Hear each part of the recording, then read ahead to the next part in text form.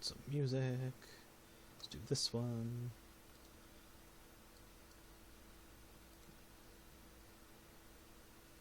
Play. There we go.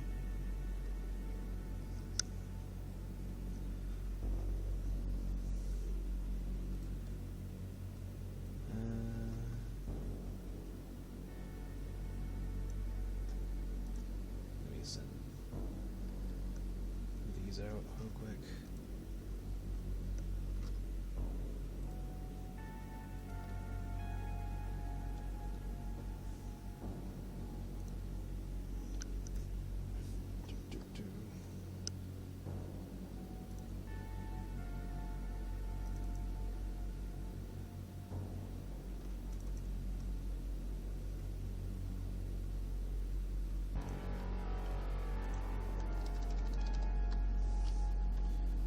Streaming.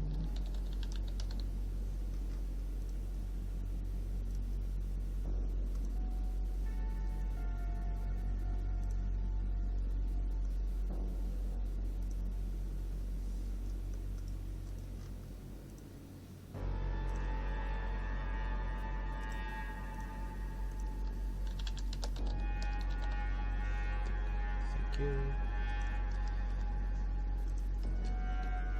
Might as well burn a little time while people are coming in.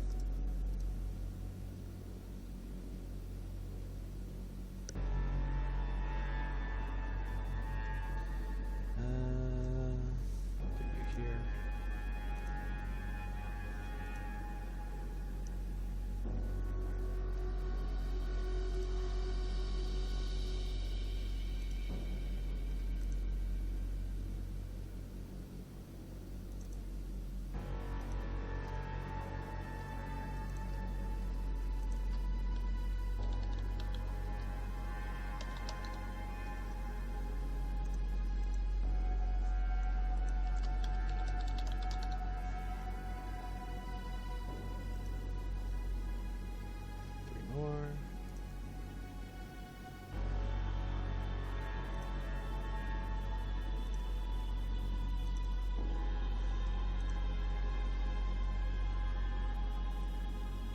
Come on.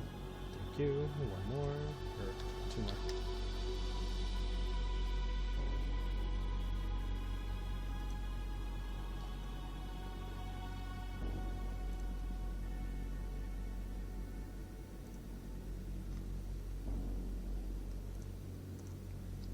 Last but not least, Patreon.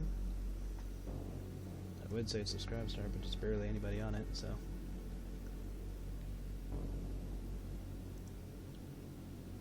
Good thing you guys can't see this.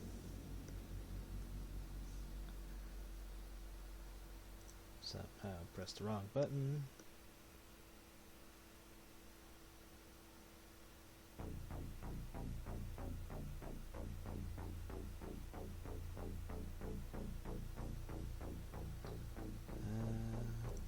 Last post.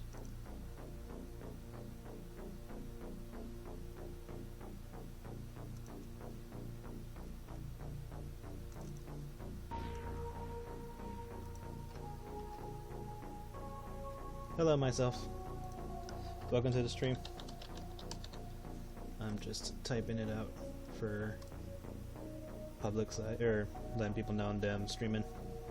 Did I delete the one from yesterday? No, I did not.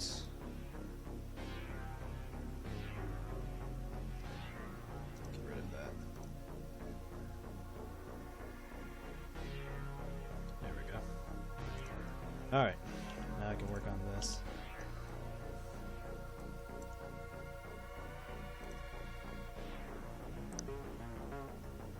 Let's see. Where are my references? Can I shrink this down so that way I'm not... No, I cannot.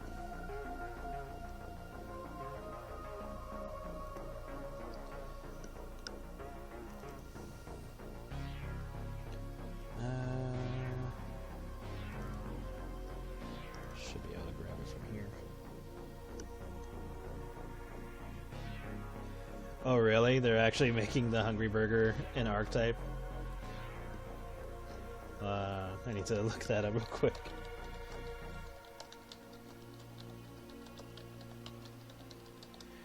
That just sounds funny.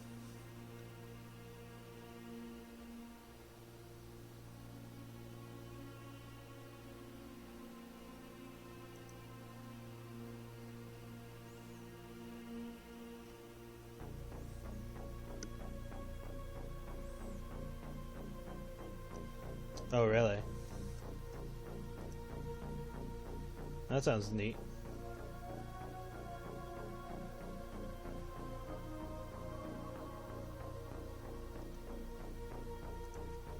Just looking at that real quick. Somebody made a toon version as fan art.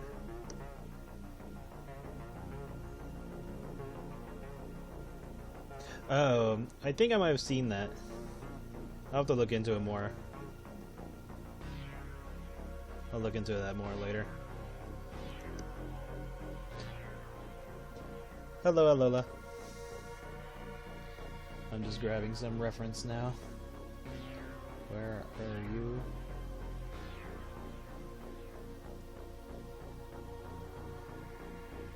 Really? I drew that before? Huh. Okay, so I need Blake for this. So let me go to this folder. I'll probably put her on the screen just for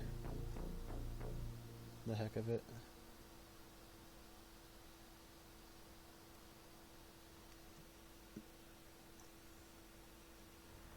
There we go.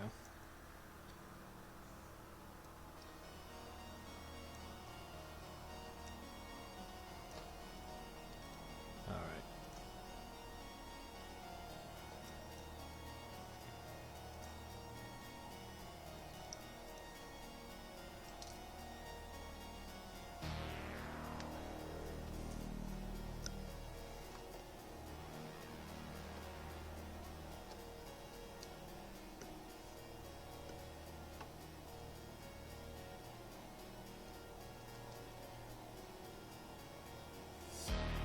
Yeah, I'll have to look into that more. It sounds cool. I'll just put this I, just so I have a placeholder.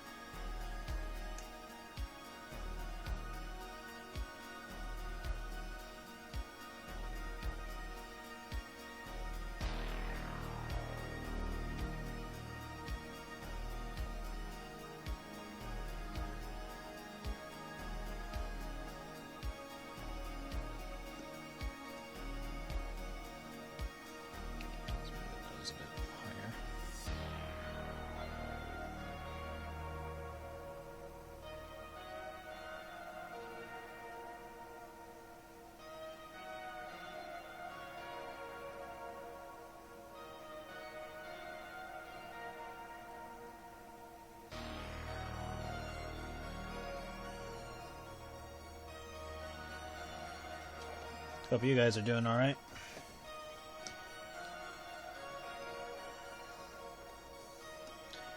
I was trying to finish up Strawberry's boobs in the last pick, but problem is I gotta figure out how to blend them in without ruining the whole pick. It might be the case where I have to make it two different line art. Because at first I thought it was just something I could put on top of the normal art. But that's proving to be a pain in the ass. Oh yeah, I didn't save that out. I'm not opening it now. It's too late. But let's switch up this picture with...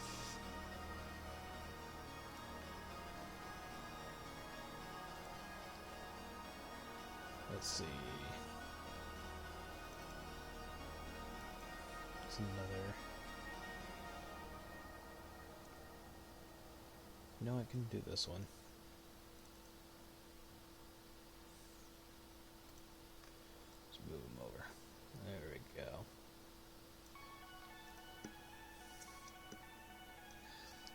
Hello, Alex. Blah. Words. How do they work? Working on the last Ask the Cast for this month. And then iHat should be good later tonight.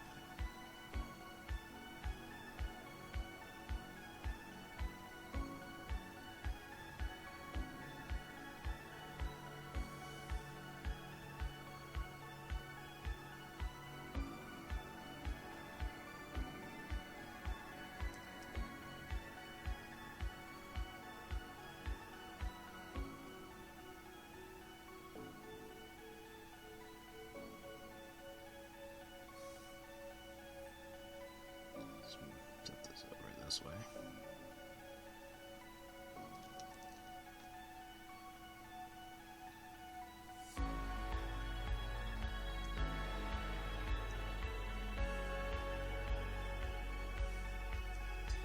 Oh, no prob. I thought it'd be fun to do that one, as well as tease more characters coming. Because the scientist, she'll be showing up in Black Circus as well. Just briefly though, she doesn't have like a giant role in it. Let me just fix this all together. She doesn't have like a giant role in it, but she does show up briefly.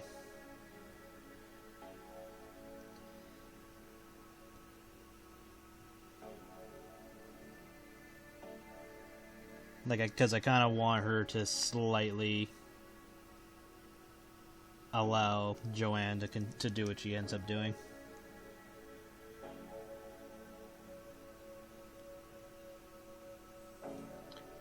And it'll also explain where the ability for characters to vor other characters come from.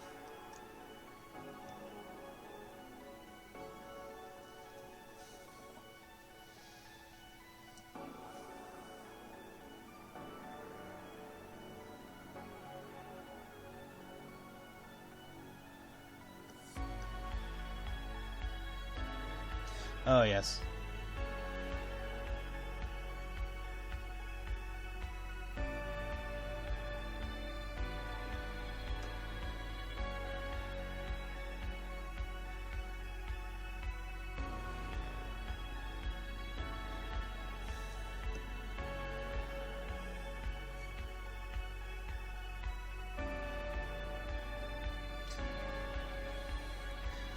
I draw without construction lines because it always felt weird to do it.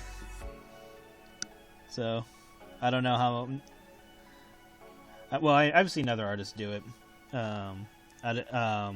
Usually in painting style, though. I don't usually see them do it anime style or line art style. This one is this question.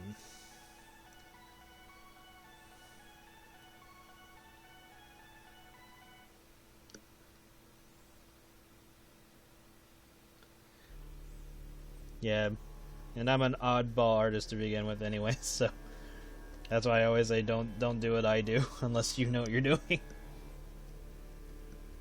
Yeah, so the idea for this one is I'm having Blake take the girls out to an amusement park, but she's basically rented the entire amusement park, and her husband is with her, and her husband's in charge of security. Just in case something were to happen.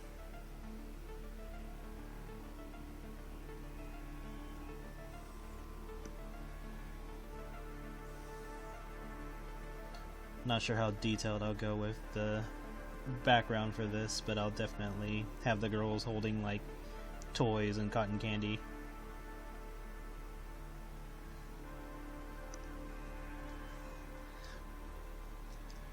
Oh yeah. Blake will be best on it.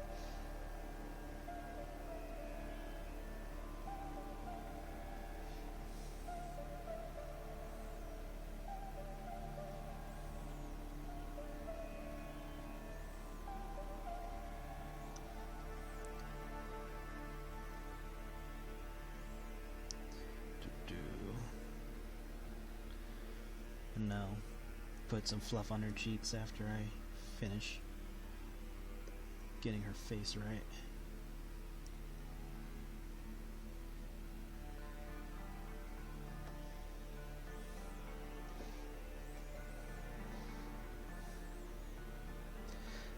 So that suggests Blake's return. Yeah. When Marcy sees Blake at the end of her story, that's also pouring into the end of Blake's story, at least for the Black Circus comic, because like she could appear in other comics and all that, or like secrets or archives or whatever. But yeah, she does come back into Marcy's life and becomes more available. Well, maybe not as available, but like definitely still stays around. And they have like weekends or something together when she's free.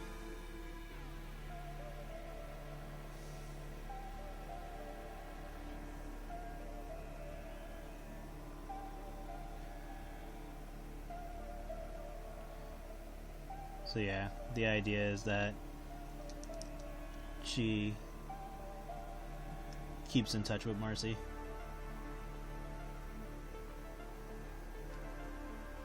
And don't need this eye anymore.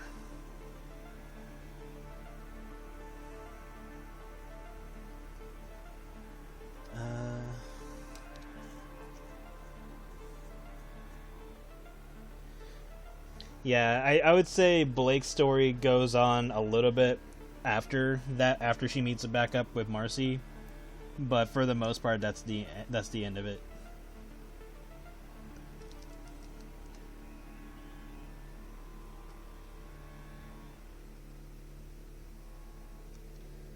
And it's just honestly, it's just a matter of whether or not I'll have Blake be married either before or after she sees Marcy. I'm thinking before. That way she still acts a little cold towards her husband, whom I'm still debating on his name. I've been racking my mind around what name I want to settle on for him. I need to make his artwork too. Let's put him on screen. Yeah, these two are clothed. Let's see. I'll just put him on this side.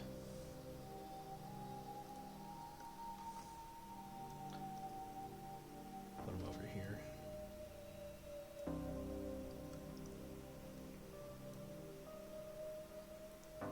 I haven't settled on a name for him yet, though.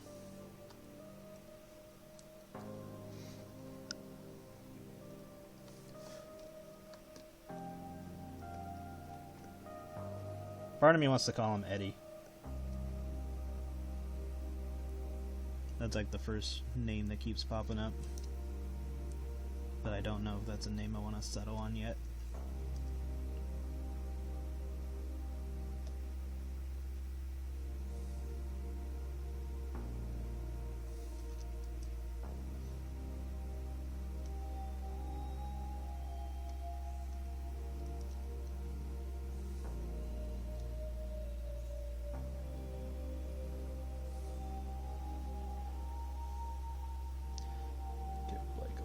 Space.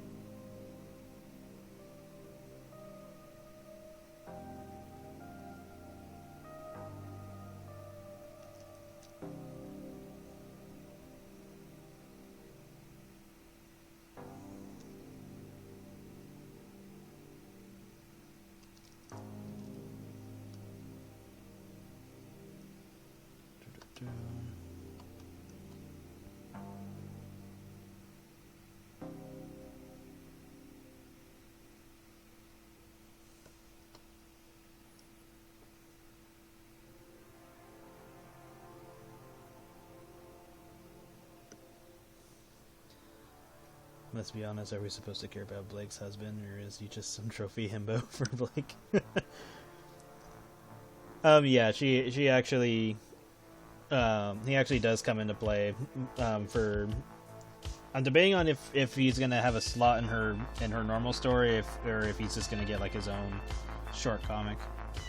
Because the idea I have for him is where when she first meets him, he's supposed to just be her bodyguard, and she doesn't really think anything of it, and like it's around talks where her father is thinking that she needs to, you know, start thinking about being in a relationship and stuff like that, and she's just kind of shrugging it off because she figures it'll be some arranged nonsense. So Eddie is supposed to be like her new bodyguard, and you know, she's kind of just treating him like shit or whatever because, you know, just another guy looming around her. And then she ends up getting kidnapped by some very ballsy people, and he takes it upon himself to not tell her father that she's been kidnapped, and goes to save her himself, and basically wows her when he saves her, and then she's just like, alright, this guy, I want him. And then that's basically how they get together.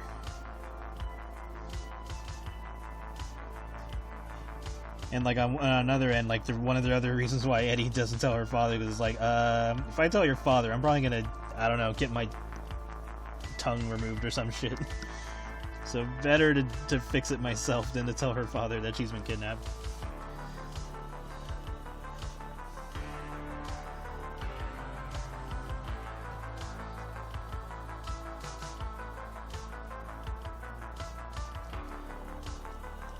Eddie's male. I still haven't settled on his name, but I'm just calling him Eddie for the sake of discussion. But Eddie seems to be the name I might stick with.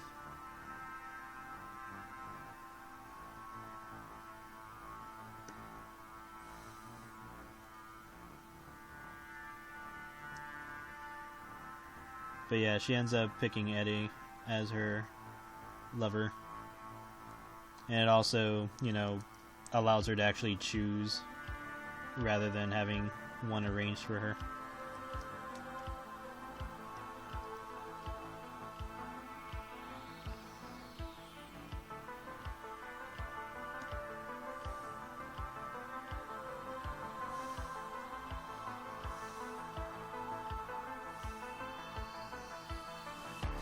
I thought about that. I thought about if I was gonna have Max manipulate her relationship in that fashion, where Eddie was just like the type of person who would do something like that, but at the same time I didn't want to like take away from Eddie or Blake's character development, so I decided to just make it their own thing. But there was a point where I thought about whether or not Max was gonna, you know, keep his hand on every little bit of her life.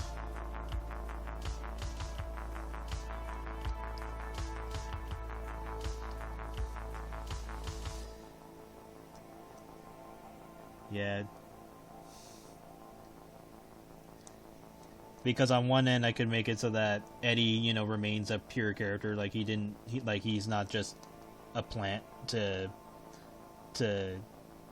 keep Blake in line, but at the same time have Max have control, but also, you know, just the whole point is just to make sure the two characters are able to shine and all that. It's like I was talking and then my mind was like, oh shit, what did I even say? So that way I'm keeping my words intact, because I'm like thinking of multiple questions being answered simultaneously. I'm like, shit, what am I even saying now? But point is, I decided to keep them pure instead of having Max manipulate everything, which he probably could if he chose. But I think by this point he doesn't really have to have Blake on that side of leash anymore.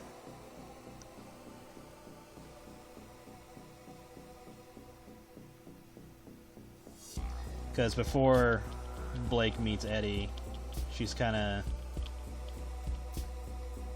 submissive. And then I was also thinking of...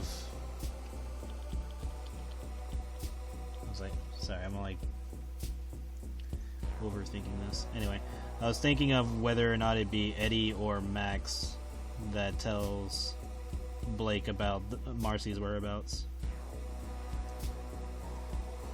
I was thinking Max though, because yeah, it has to be Max because of the whole scenario that happens to Blake during the 10 years. So yeah, I think Max is going to be the one to tell her about Marcy.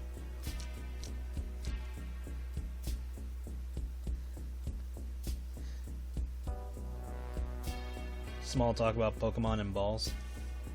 Go on. Okay, let's do this.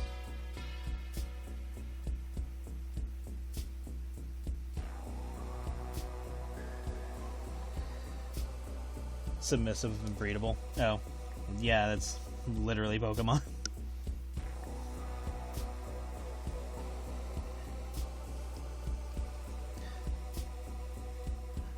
Like, I like the idea that that Pokemon wouldn't obey you until you got like a certain number of badges and all that. But I think they should have played into that a little bit more. Like, they should have changed the level caps for some of the badges, so that way you were more likely to have Pokemon disobey you until you got all 8 badges. It would be annoying as fuck, but that'd be like the whole point. Or like even make it so that raising your friendship with them would influence whether or not they obeyed you until you got more badges.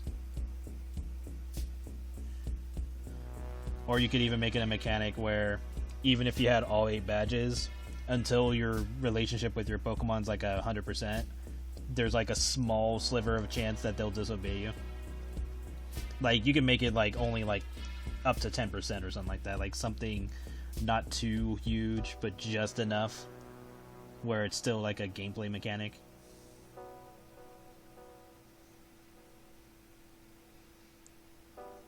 And then of course you eliminate it once you max everything out.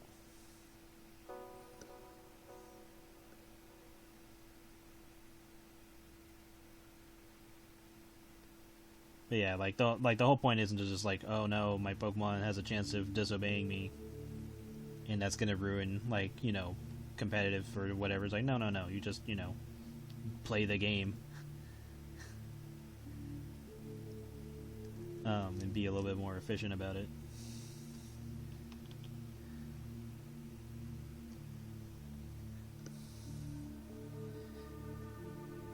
Pokemon Infinite Fusion? Nope. I have not dabbled in either creator-made stuff or fan games for Pokemon. I heard a lot of them are really good, though. But they have to be careful when they're making it, because basically they gotta make those games in secret and not tell a fucking soul until the game is ready, and then pump it out until they get C&D'd. Because... well, a lot of the time it's because they keep using, like, the trademark titles and stuff like that for Pokemon, and that's one of the reasons why they get C&D'd. But the other one is just kind of like... like, people should know by now that Nintendo is not going to fly with a lot of that stuff. So they're better off just making their own games. And I understand that, like, the whole point is to make a tribute game for them.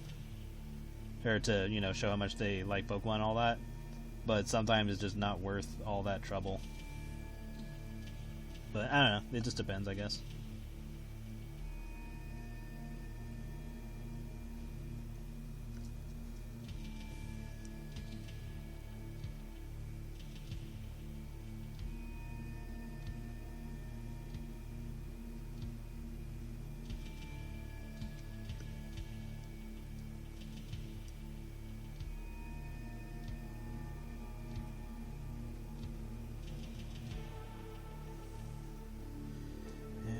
question is, do I want to show her scars? It should be fine. She doesn't really have many complicated ones. On her arm, at least.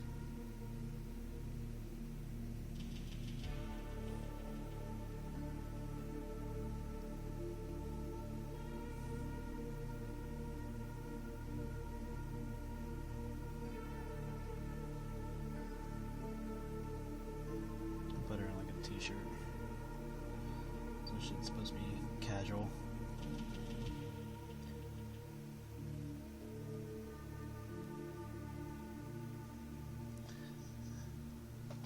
Oh yeah, let me check, because I think all of my emotes, except for like one, were approved. No, where are they? There they are. Let me open up another window just in case. Yeah, so all the emotes except one were approved. And the one that wasn't approved was the Skylar drooling pic, because they consider that like an orgasm pic for some reason. Probably should have named it differently, but whatever. I'll just make another emote.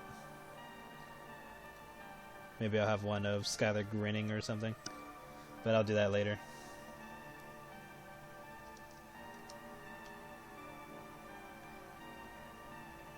And then I'll make some emotes for the higher tiers and stuff like that.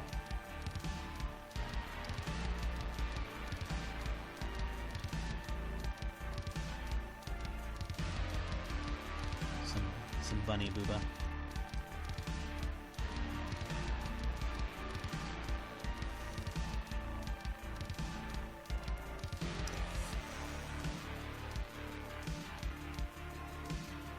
And then if I do end up doing like more side comics of characters and stuff like that, I was thinking at some point where Blake spends like enough time with Marcy's kids that she thinks of having kids of her own,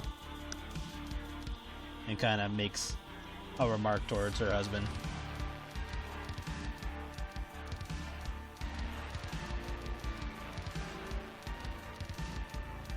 So that's just like a future thought.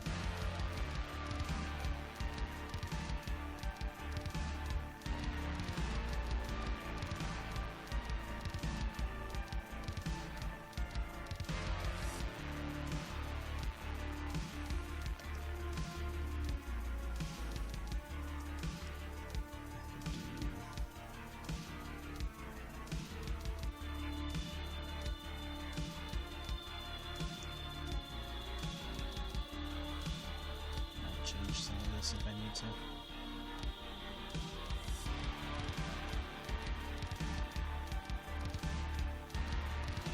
Spin out our legs.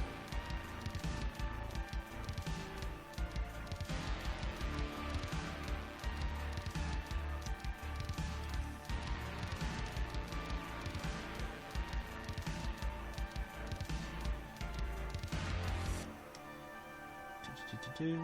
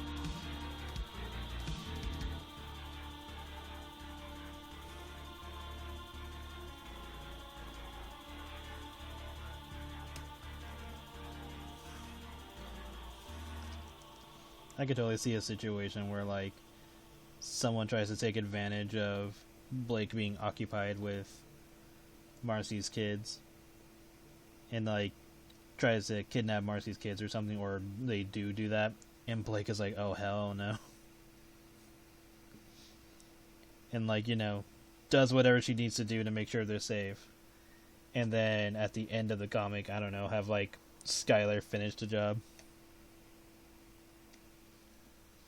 Have that be a thing. I don't know. Like I said, there's many ideas I could do. Just a matter of getting there. Okay, so...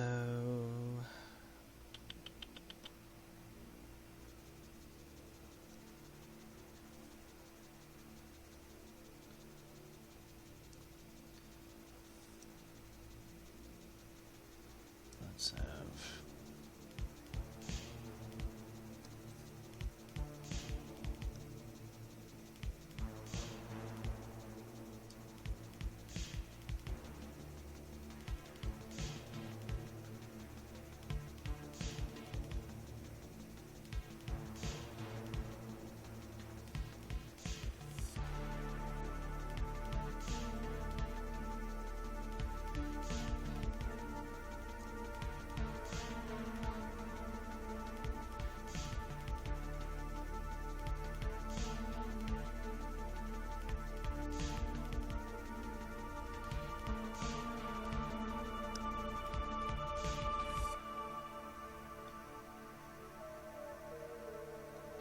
hands are impossible. Not even AI can do it.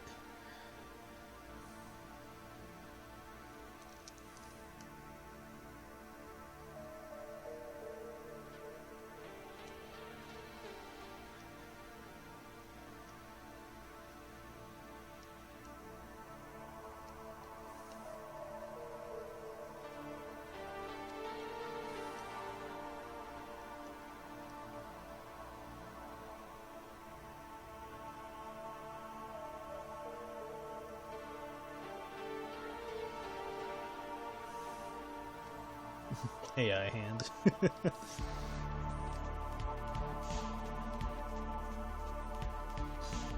I've seen like the AI versions of like what if Family Guy was a live action show, and honestly I would totally watch that if that was a thing.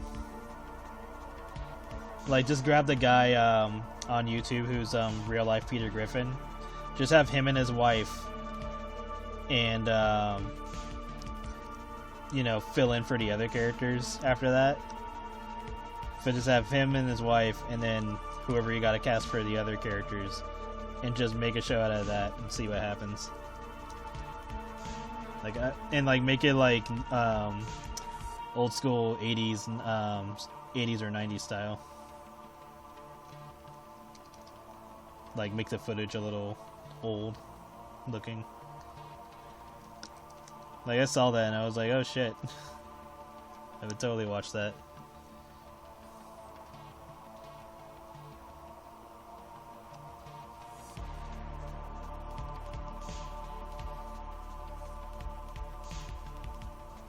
Or like, there was like a AI thing of what if Smash Brothers was or it was either Smash Brothers or Super Mario in general, but it was like, what would they look like as a sitcom, and it was actually pretty decent.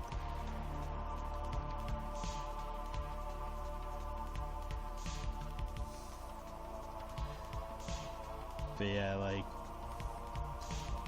that would have been interesting if they had done that.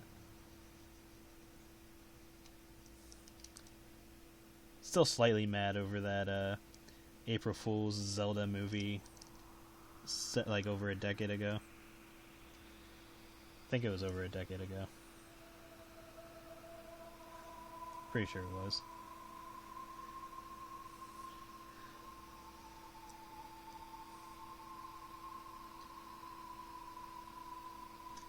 And it was super obvious that it was going to be an April Fool's thing, but still, it's like once you see it, you're like, fuck, why don't they just make a movie like this?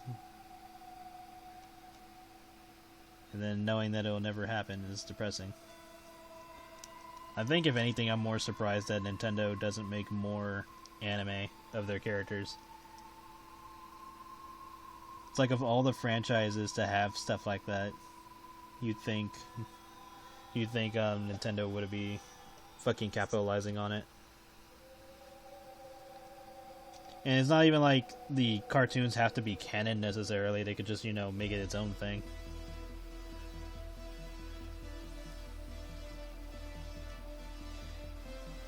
Yeah, right?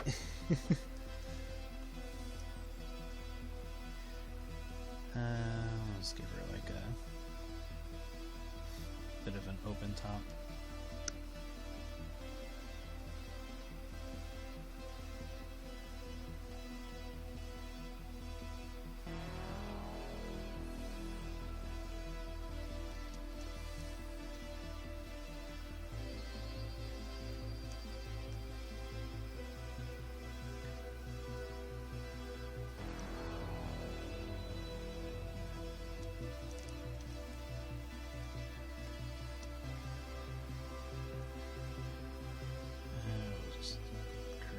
So that way I can close off some of this, or erase some of this.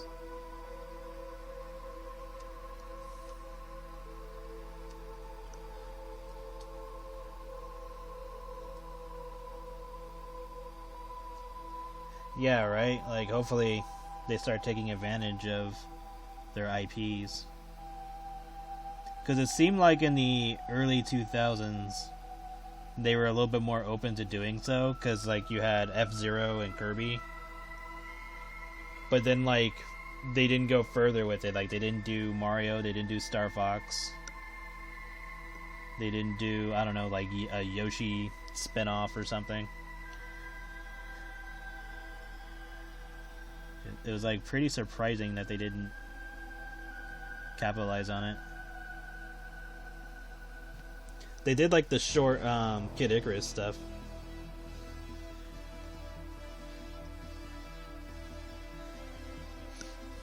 Yeah, because I figured Blake would look nicer just wearing like a t-shirt or something. Like maybe have her wear a Fun Bun t-shirt.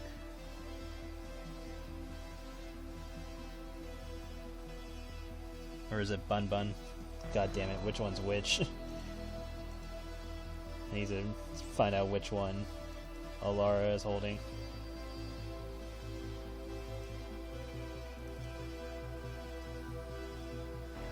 It's like, fuck, which one did I give her?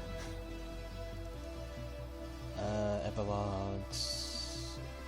True ending.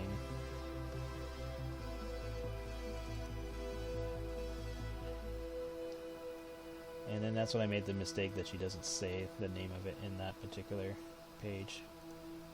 But Kiwi's comic does. Where are you? You are Fun Bun. Okay, I was right. Yay. I was like, fuck, which one was it?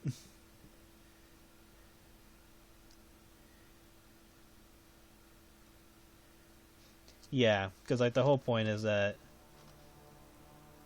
Blake, after a certain point, like after she's dealt with all of the bullshit that she had to deal with during the decade,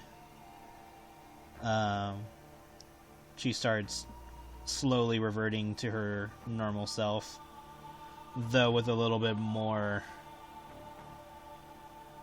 willingness to abuse her position of power.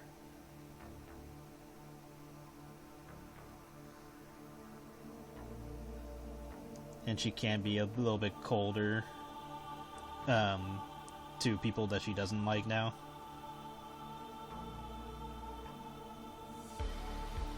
But in front of Marcy and her, people she actually cares about, she's pretty much the same again.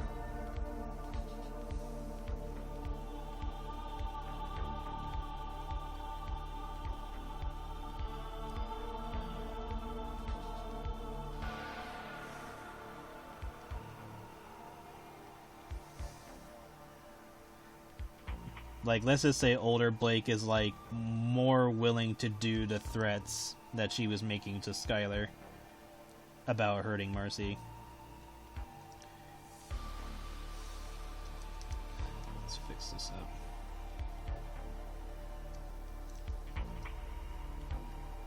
So yeah, like older Blake is much more willing to do something to somebody about it. It's kind of round this out.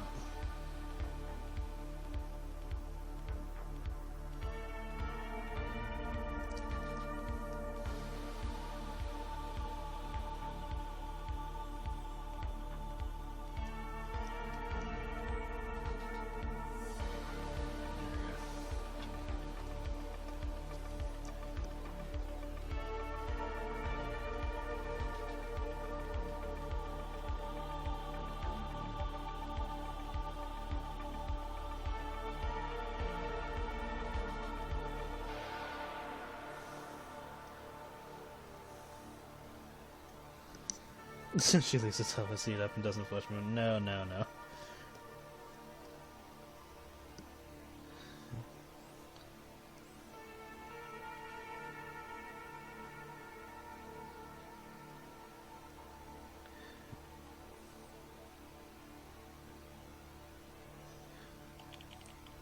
Let's see.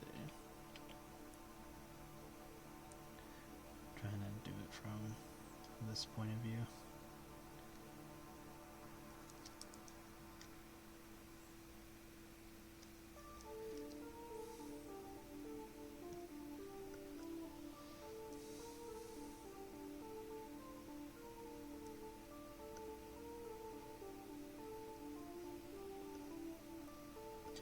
And this isn't going to be perfect, so just do that.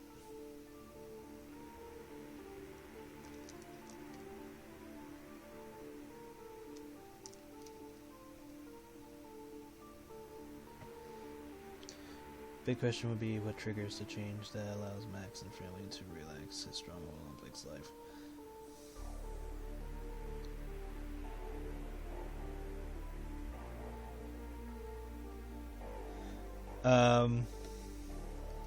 I want to say part of it is Marcy looking for Blake. And,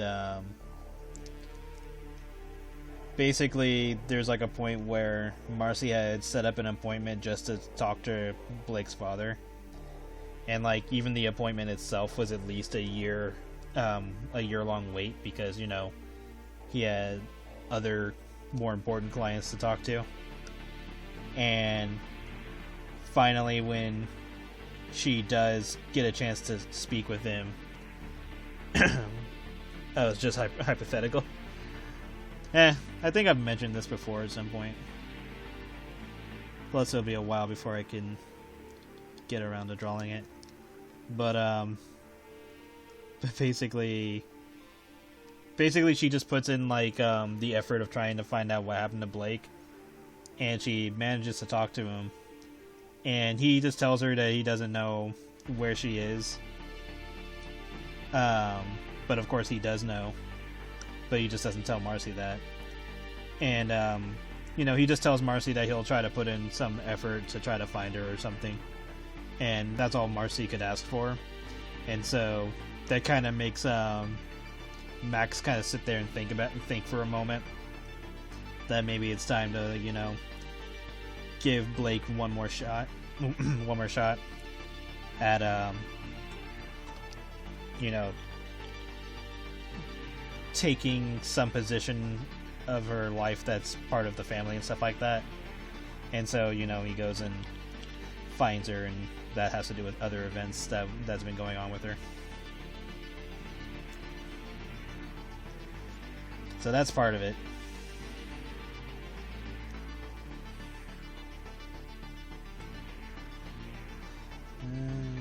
That's fine.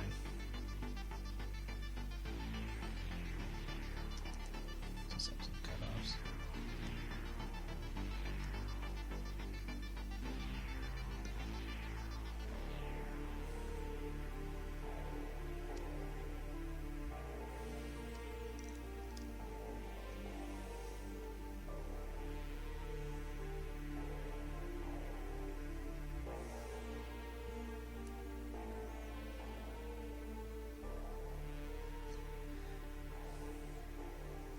I will say where Marcy is currently in the comics is basically going to be her final, unless I just, toss in some like fun time moments whenever Marcy and Skylar send the kids to go visit grandma or something. Then they can have a little fun, and then it's just a matter of Skylar subtly having her go back to normal size. Well, his definition of normal, because, gotta take care of the kids still.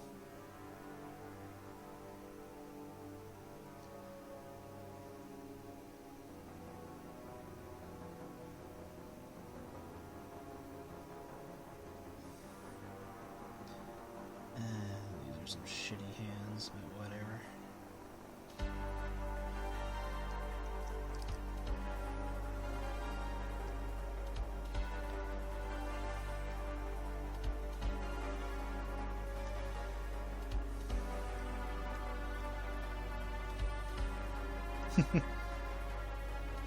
Alright, you take care.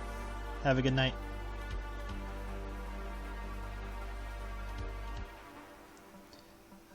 Where would the scars be on this part?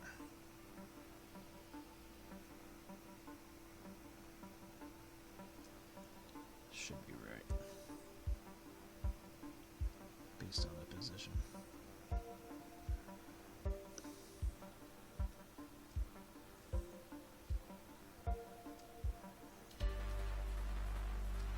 Yeah, best of luck.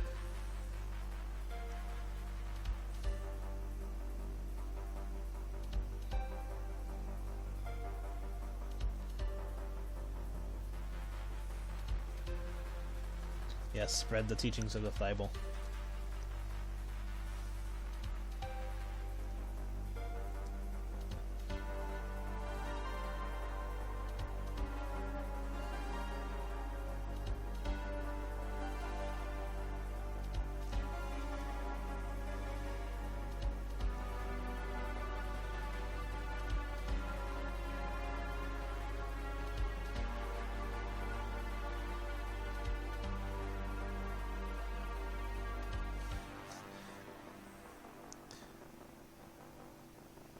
There should be a moment whenever I do the Bible comic where someone's like, behold the ancient text, and it's just like, or the scriptures or whatever, and it's just a magazine with a bunch of thick women or thick people.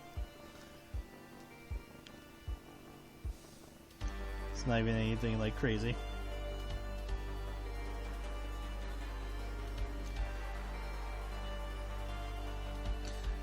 Oh, Jesus.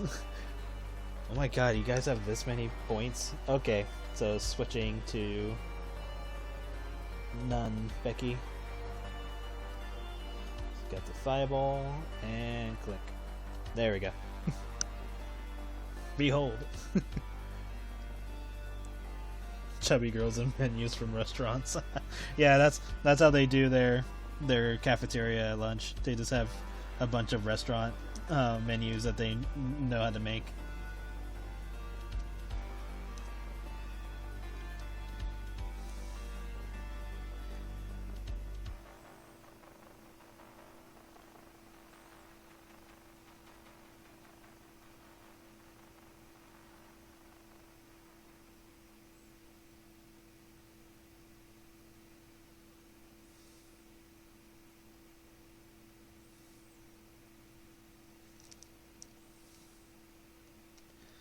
And was that the end of this?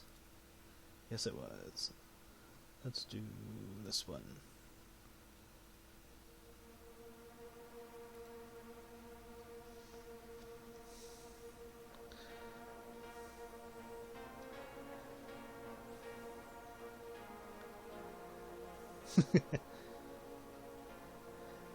I only have 8,000 points.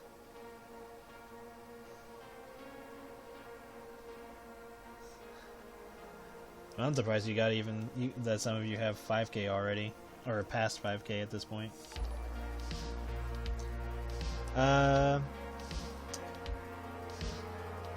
Shirogami fat?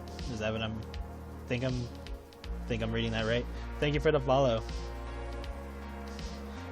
92 followers. Dun dun dun.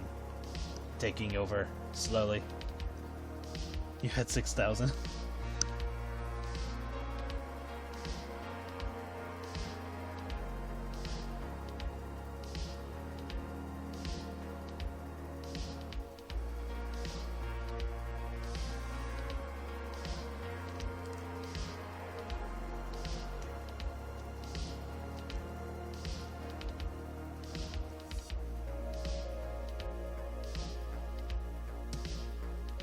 .4K. Been slacking on your Thibault studies. There is plenty time to learn of the Thibault. One of these days, I'll just have to when I have more time to tweak with the redeemable stuff, I should just have some holy music or something for when somebody pledges some type of Thibault related thing or something like that. I'll have to figure it out, but that'd be fun to do. And I'll just put a bun on her t-shirt.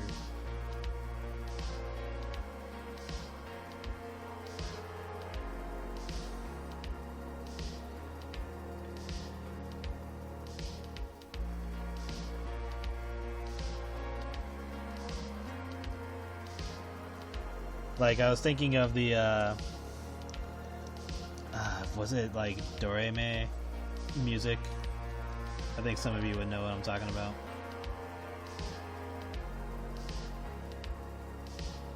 Either that or something similar, I don't know, Jetta's theme from Darkstalkers, or the intro music that he plays.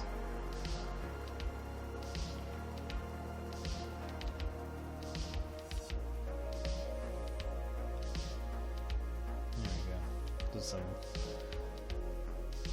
basic bitch bunny on her t-shirt.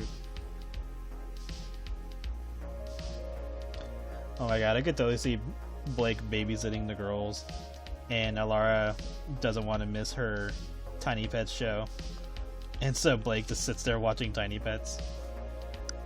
Probably has a beer or something. I could totally see that.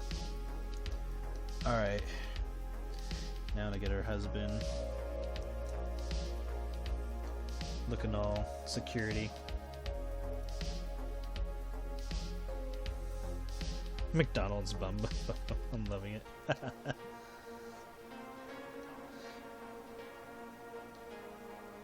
Man, they have a lot of flagged words on Twitch. You can't say bum, and what, why? Okay, so let me just put him in regular. Here, let me get his regular eyes put in so I can position him.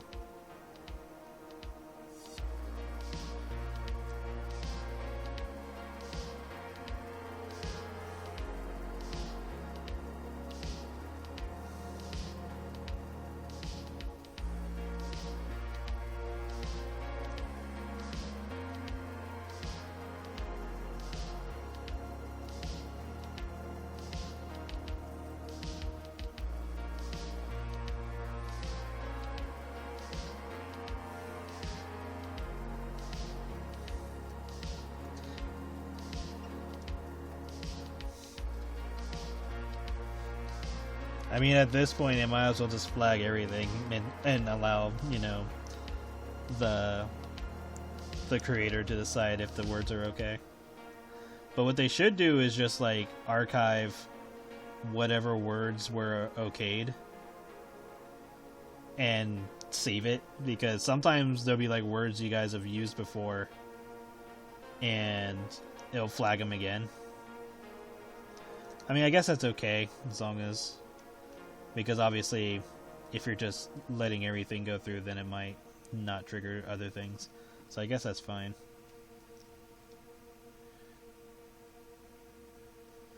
Actually, I might have made his nose a little bit too big. Shrink that down a bit.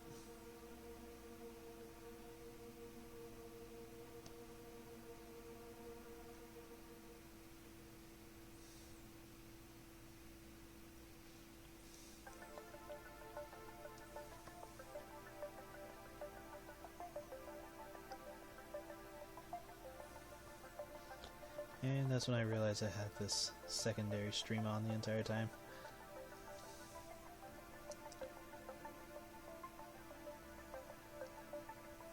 Wasn't causing any problems, but I don't know if it's using up resources or not.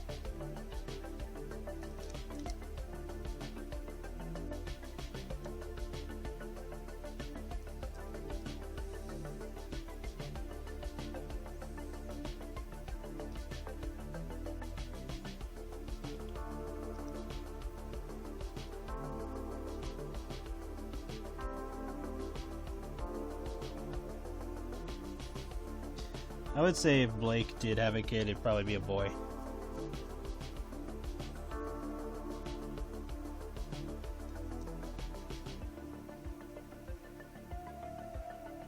Assuming I go that far.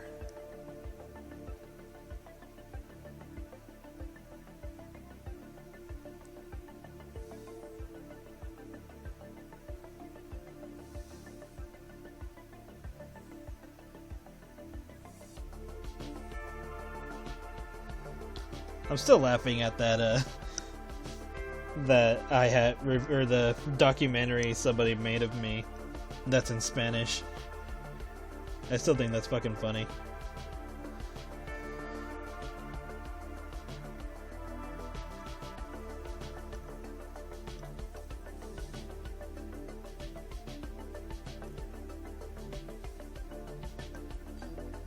Like, I'm more surprised that anybody took the fucking time to make it. And they went so fucking deep about it.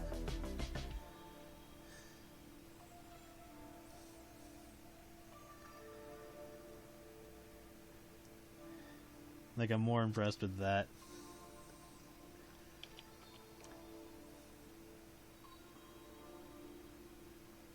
Because, like, they were definitely going to places where it was like, oh, to know this information, you have to go over here. Like, they were going that deep. Hello, G-Pain. I was not expecting to hear about that moment I came here. Need noms, BRB. But yeah, like, they were, like, piecing together, like, the whole multiple timelines thing by addressing the Asta cast as well. So I was like, oh, okay, so that they went hella deep to make this. And then, like, they even had, like, a whole segment about how genetics work in my world. Because it's like, wait. Okay, so Marcy and Skylar's parents are, like, strictly, you know, cats and dragons. But when Marcy and Skylar have kids, they're clearly hybrids. So how does genetics work? And, like, and they go to, like, this whole thing about genetics, and then they finally get to their last point. It's like, because they go through like 4 points, and they go through the first 3 of like, okay, is there like a thing where it's like, okay, certain species can have babies and stuff like that, or maybe their parents are only, you know, purely went through cats and up until that point, or, you know, stuff like that. And then it gets to the 4th point, and the 4th point is, how does genetics work? Yes, the answer is yes. And it's just because, like, that's the part that I agreed with, because I was like, yeah, it's whatever the fuck I wanted it to look like. don't think about it, just accept it. So it was just super funny. And it was like a pretty decent chunk too of them trying to figure out how genetics worked in my world, so it was a fun time.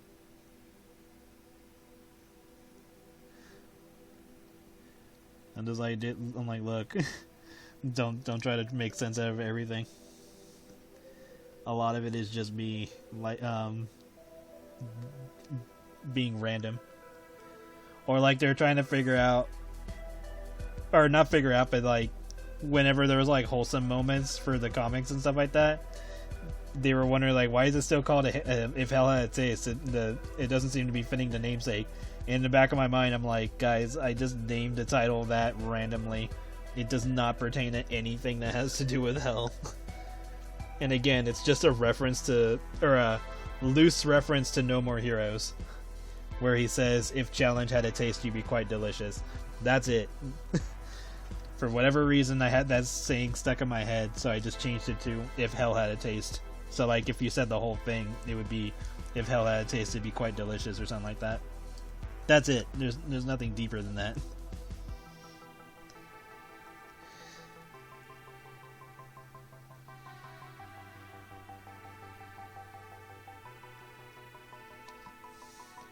No, they didn't really rip it all. They actually liked it, and they definitely liked that bad ending was like a whole other thing because they went to the point where they were going through U18chan, and U18chan was when bad ending was coming out on that website. People thought that it was just another rehash of the original story or of the beginning and stuff like that. And then everybody quickly changed face once Marcy knocked out Skylar with the muffins.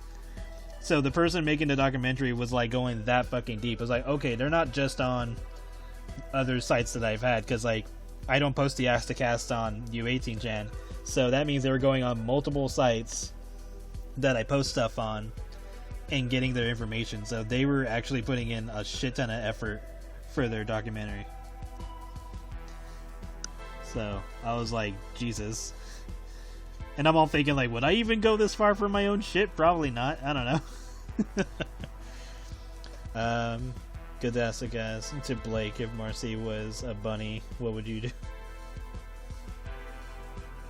If Marcy was a bunny, I don't know, more reasons to be all sexy with her. I feel exposed.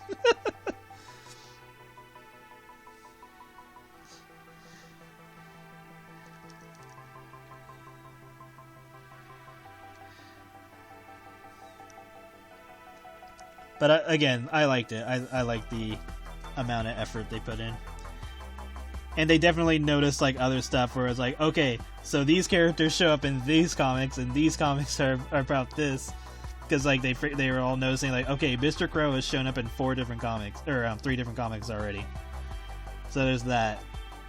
And then it's like, okay, then there's Jolly. Jolly's from this thing, so this thing has to do with this. Or here's the Penguin from Black Circus. Like they were pointing that stuff out. And I was just like, Jesus. I was like, you're gonna be driven insane if you keep going. Oh, I see what I did wrong. I was like, why does this not look right?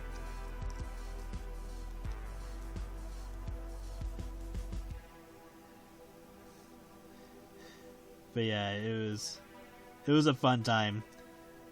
Luckily there was there was captions, but like the captions were definitely not 100% accurate. So I can only piece together some stuff that they were talking about. But it was a fun time. It was a fun 20 minutes. Just sitting there listening and reading and just having a kick out of what they were trying to figure out. It's just a theory, a furry theory.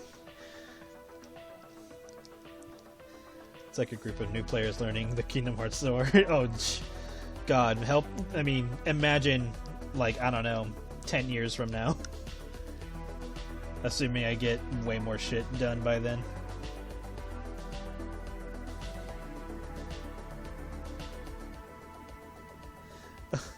I should do that sometime, huh? I should, like...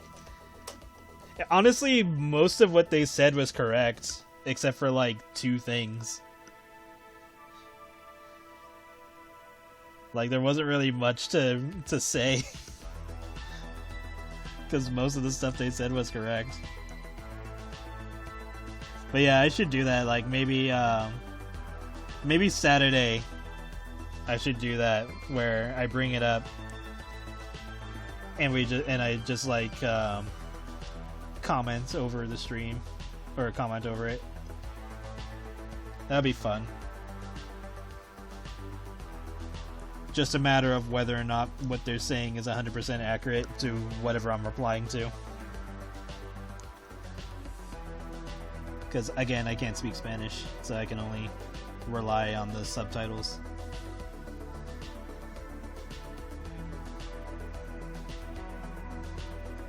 But yeah, that'd be fun. Can try doing that on Saturday. I just have to set up the video.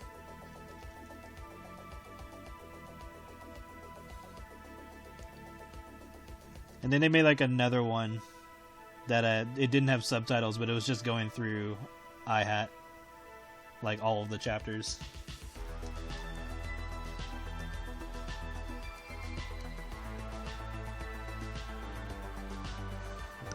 But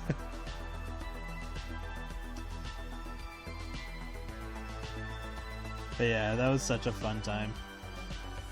But yeah, I'll go. That'll be something fun to do. Can do that for like for Saturday. And I wanted him wearing glasses so he can look all official. Could even like I could make it so like he's pretending that, oh, you know, this is like you guys are super famous, like making the girls think that this is like really super special or something. And at the same time, he's actually doing security, making sure no asshole is trying to come in or something. So he's like in charge of security, just being well informed.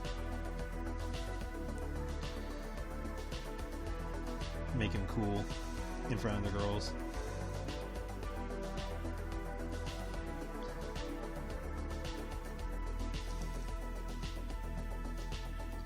I could see Marcel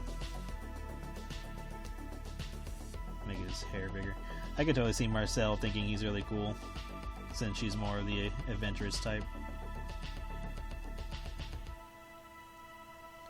You know what would be really a good idea? I should save. There we go.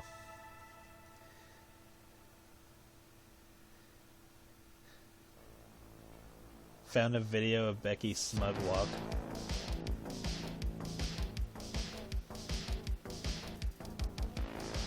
I have no idea what that is.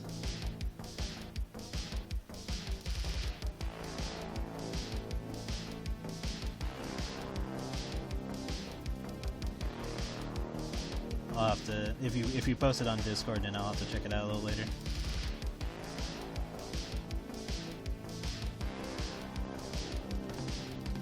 Speaking of Discord, let me check something.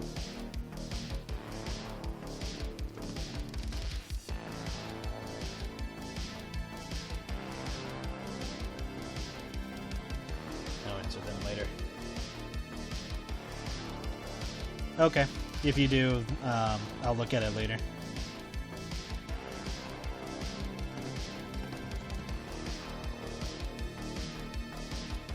Or I'll probably look at like the thumbnail just to have a gist of what it'll be. Alright, let me glance at it for a moment. Oh. I won't play it right now because it will probably bleed into the audio, but I'll check that out.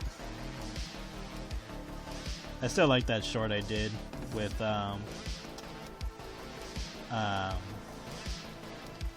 fuck, what is her name? That's gonna get to me. I should definitely know the name of that.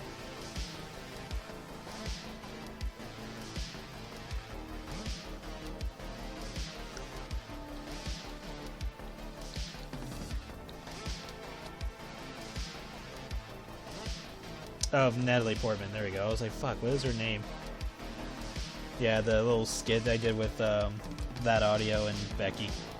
That was fun. There we go. That's a little better.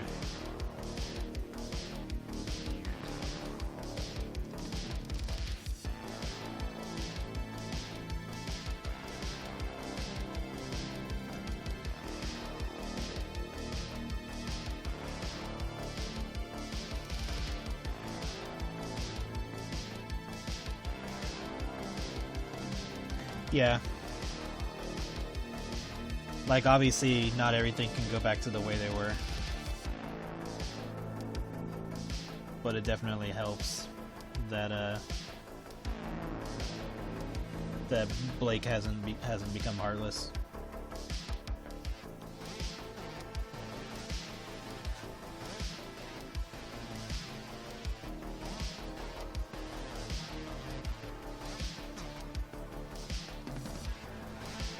But yeah, it'd be fun where, with enough hangout time or babysitting from Blake and Eddie that makes Blake want to have kids.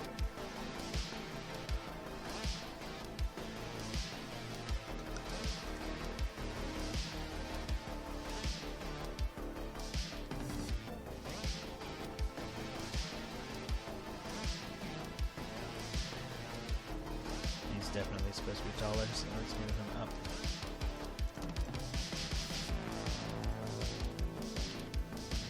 Ew, up here.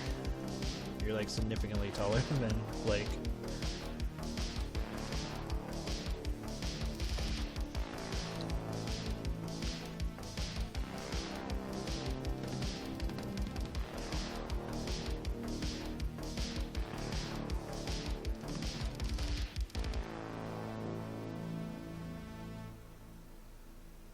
Yeah, there's a chance that she would adopt too.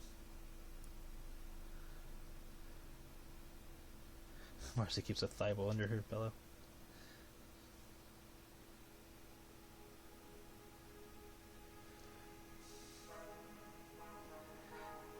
I would say Blake is likely to have like at least one child normally, and then would probably adopt if she had a second.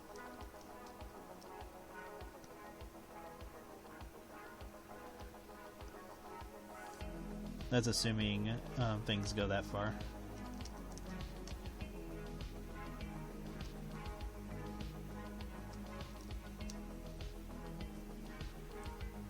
And she would quickly dispel any problem thoughts of like, oh, you know, I'm adopted, blah blah blah blah blah. And she's like, yeah, so was I. You know, reassure them.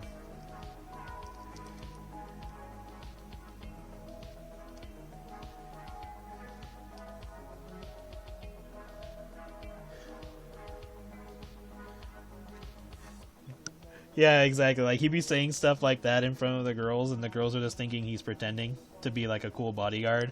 But in reality, he's being, like, 100% fucking serious. And, like, I don't know, like, he'll be like, he'll say, like, you know, like, park is secure, accepting 2 VIPs, but then, like, he'll get, like, a feedback saying, like, snipers in place. I was like, oh, shit. Ready to just pick somebody off.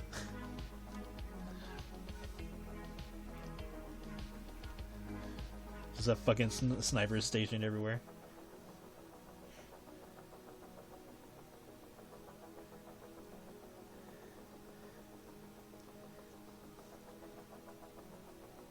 Oh, I miss VidKid. It was VidKid, right? I'm not fucking...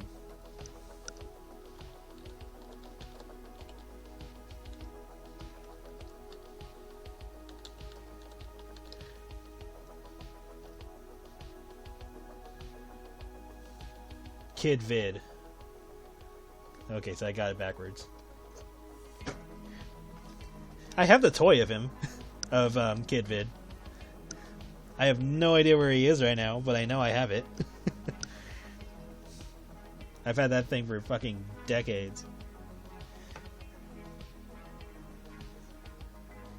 God, Burger King Kids Club was fucking great.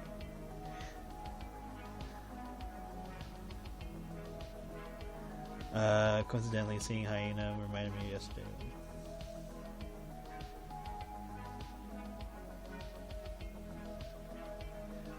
Does your female hyena have a big dick too?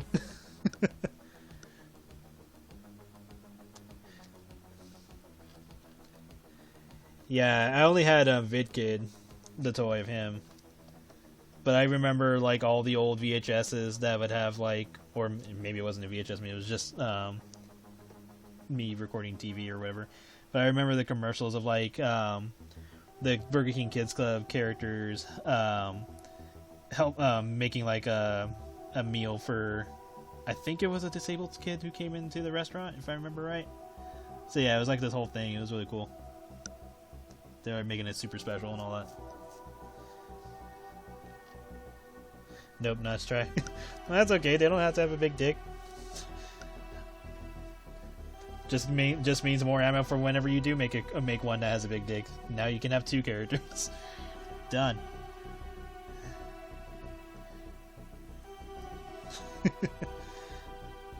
Zootopia 2 and Frozen 3 and Toy Story. God, Jesus, why the hell is there another Toy Story? I'll be honest, I stopped caring about Frozen after the first movie because I thought the first movie was enough. But Zootopia 2, about fucking time. They should have been already been made by now. Well, no, I mean, I'm sure it'd take a while to produce on it, obviously. But yeah, Zootopia 2, if that's coming out anytime soon, I'm looking forward to that. Fuck yeah. Yeah, I haven't bothered with Frozen after the first movie. Because I thought the first movie was, like, was good. I didn't think it was, like, super amazing the way everybody else was freaking out about it. Because I don't understand why they were freaking out about it exactly. I was just kind of like, I mean, it's not a bad movie, but what was the whole fucking life-changing moments that apparently people were going through seeing that movie? Like, that part I didn't get. I was like, it's like, am I missing something? Was there something very specific that I'm missing? Oh, cool, you're drawing, Judy. Welcome back.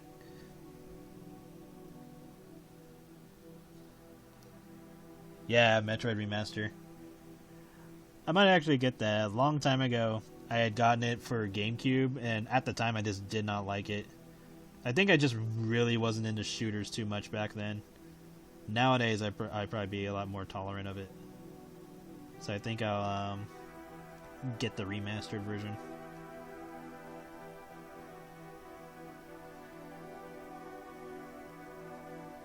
Yeah, just at the time I was just not in the mood for those type of games. I think I liked, because it was when FuncoLand was still a thing, and I think I took it back and ended up getting, I want to say, Tony Hawk Pro Skater 4. I think my brother, no, you know what? I think my brother might have. Does he have those games? I don't think he does. I think he just has the normal Metroid games. Because my brother went on a freaking kick and started going through a lot of older game franchises. I'll have to ask him and see if he has the Prime series. I'll ask him later. Because if he does, that'd be actually pretty sick. But I don't mind getting the remastered one. From what I've heard, the first two Metroid Primes are pretty much easy to remaster, but it's Metroid Prime 3 that'd be the hard one, because 3 was specifically tailored to work for the Wii, and, you know, whatever they did to make that game a possibility. So that game might give them more of a headache to try to remaster. Supposedly. Who knows? It might actually be easier nowadays. Depends on when that quote was taken.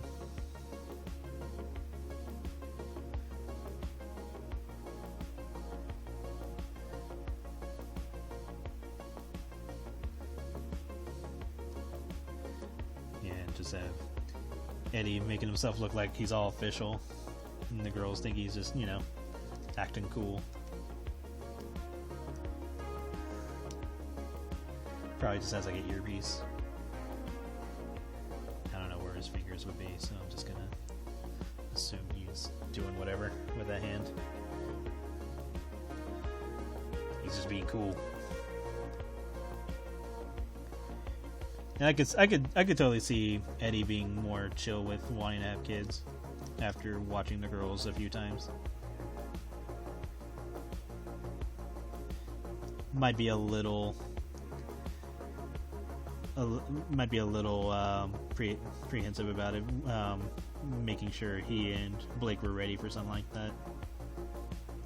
But I don't think he'd be against it at all.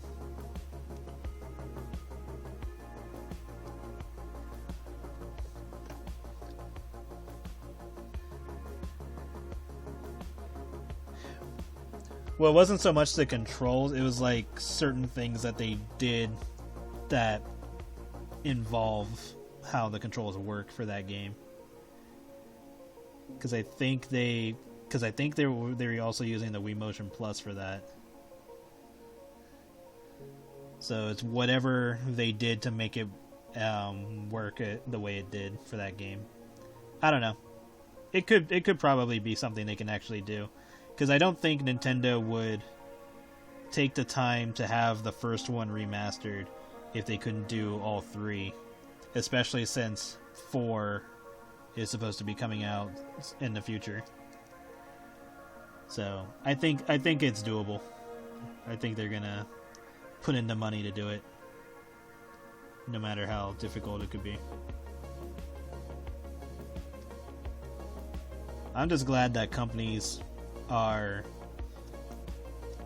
keeping track of their older games, unlike the old days where it's like, okay, we finished this game, and then they scrap all data and files and all that of their games, to the point where they actually have to like buy copies of the game that they sold just so they could reverse engineer them and make like new versions or whatever. Because Square was definitely terrible about that. They would just scrap all their shit. That's why Kingdom Hearts 1, they had to like get one of their copies or like buy a copy or whatever the hell they had to do, and then reverse engineer it just so they could salvage Kingdom Hearts 1.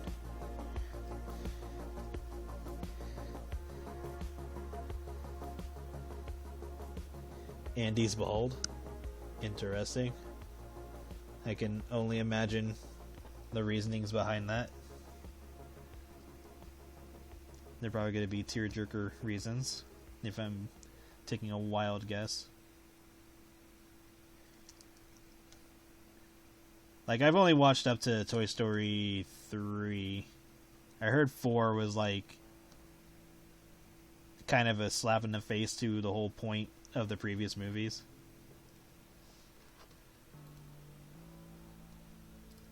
So I haven't seen 4. But from what I've been told by one of my friends who's like super into Disney movies, she was telling me that it basically contradicts the previous movies.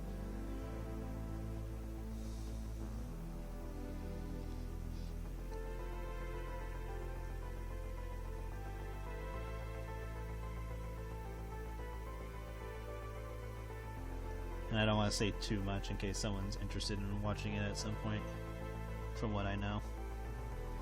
Might be just one of those things where I'm just going to have to sit down and watch it and have my own opinion of it.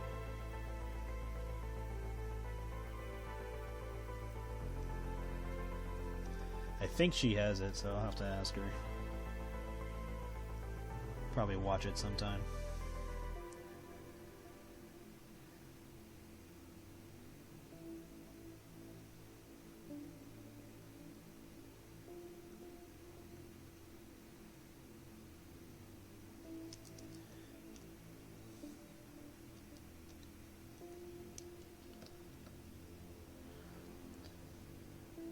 Try to make him look a little cool when he's doing all this.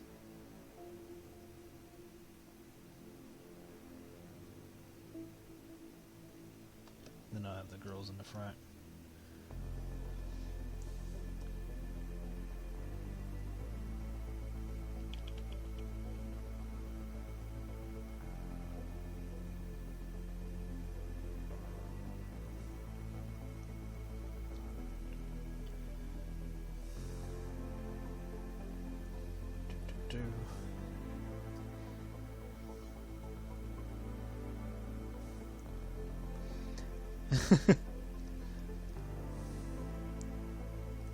I mean, there's always a chance that somebody hasn't seen something and they might have been thinking about seeing it at a specific moment. It kind of just boils down to the amount of time that movie's been out. But I would say 4 is still relatively fresh, so I mean, I don't really have much to say other than whatever my friend told me, so I don't know everything that happens in that movie, but I'm still not gonna say too much on it just in case. Because I only know so much, so... Because I myself have not seen the movie. So there's not really much I can spoil, if anything. I only know as much as the trailers and what she's told me.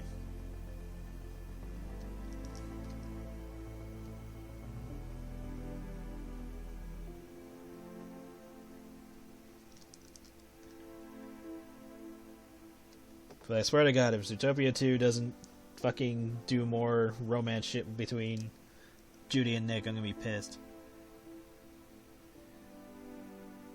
Have like some more comedy moments between them and the family. Because I like that deleted scene where Judy's family meets Nick at her apartment and they ask her if he's her boyfriend, and it sounds like she's like tiptoeing around the subject, and they're like, oh my god, he is her boyfriend. Like, that shit was funny. Imagine spoiling Toy Story 1 and 23. Oh, I was thinking about Toy Story 4, from what I know, because I haven't seen it. But Toy Story 1, yeah, that'd be... At that point, I was like, okay, you've had several years, and they're like, I wasn't even born yet. I was like, well, that sounds like a skill problem. What, you didn't spawn at the right time?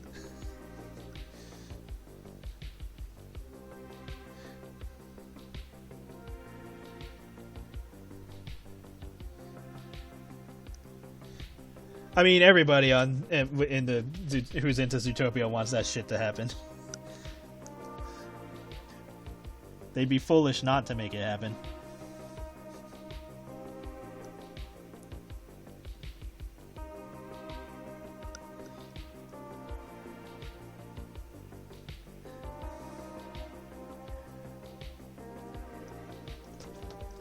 Like, you just have somebody in the back going like, "Let the bunny bang the fox." It's like, and then the other half of the group would be like, "Let my Rule 34 be canon." But then you have some of that people's like, "Not all the Rule 34," because some of that shit is questionable, and I wouldn't even say cringe. I would just say, "What the fuck?" It's not even the characters at that point.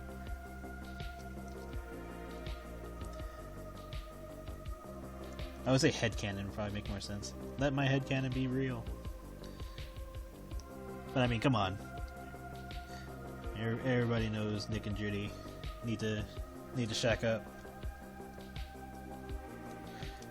I know, like, okay, obviously Disney would never actually show something like that. But if they did a scene where they both just like go into a room together and then it like it slowly fades out for a moment, and then cuts to, like, I don't know, the next morning or some shit, everyone's gonna be like, yeah! And, like, obviously, they'll probably just show Nick in, like, a t-shirt and just show Judy, like, already suited up for, like, work or something, or whatever casual event that they're gonna do. So, like, if they did something like that, everyone would be like, oh, shit! And then, of course, you'll have the Rule 34 of, like, the in-between hours before the morning and shit like that. But yeah, people just want that mild confirmation that they do something together.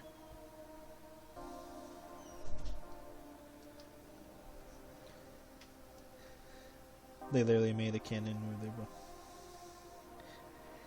Yeah. Yeah, they both tell each other they love each other, so yeah, there's that. And it's fine if you don't like romantic subplots, there's nothing wrong with that. I would just say that Zootopia did a good enough job where it's justified if they do dive into that more.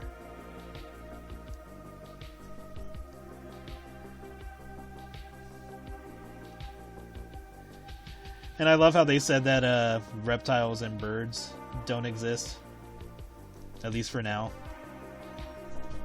I don't know if they've expanded on that since then,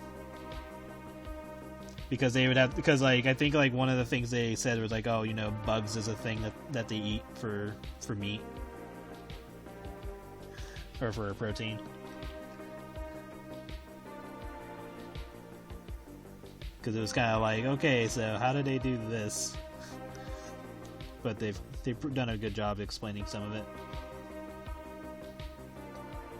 But like birds and reptiles, they would have to really think about.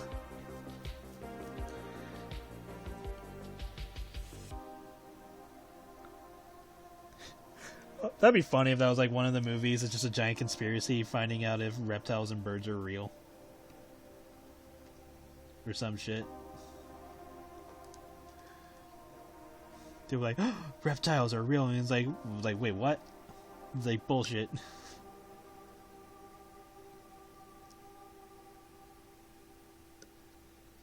I don't know why I'm giving him a gold chain, but fuck it. Give him like a t-shirt that just goes around over here.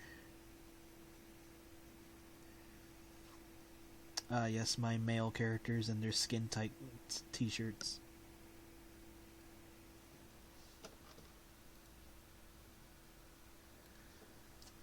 I could probably loosen it up though.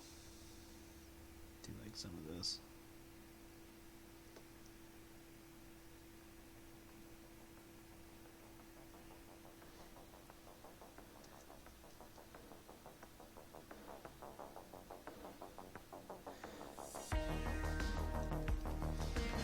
I know, right? It's like that one meme where the guy's holding the water jug to an infant, and you know, you like insert meme here.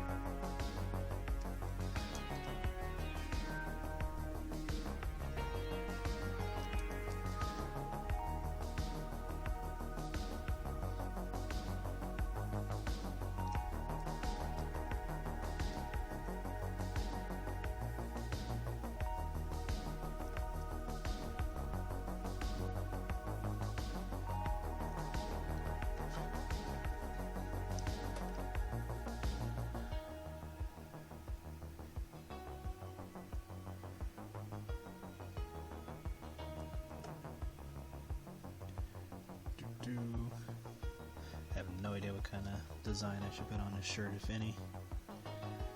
We'll get there when we get there.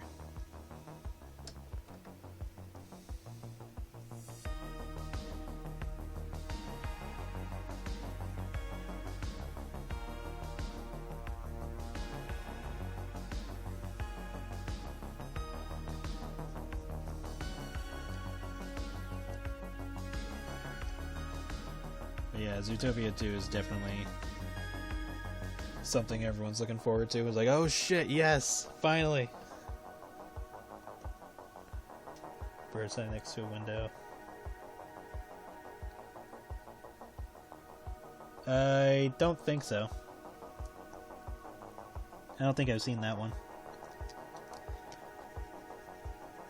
There's a few meme faces I want to do with some of my characters.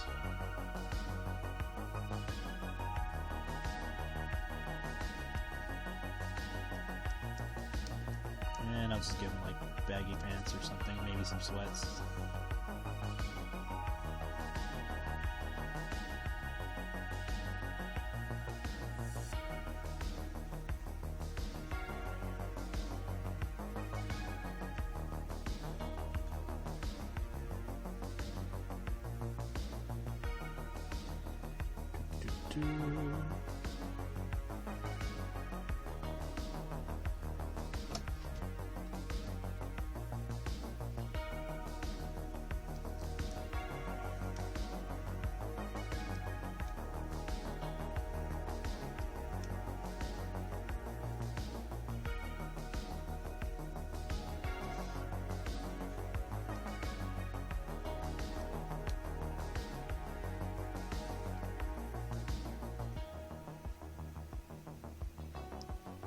Yeah, I think I'm just gonna settle on his name being Eddie. Seems to fit him the most.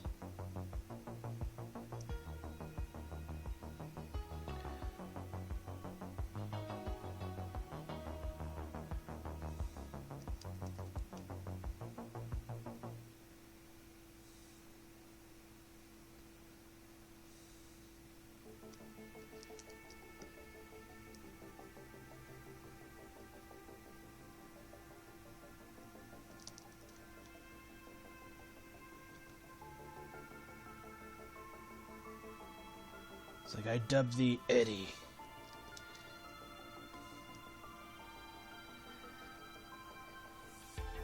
Yeah, her man's got a package.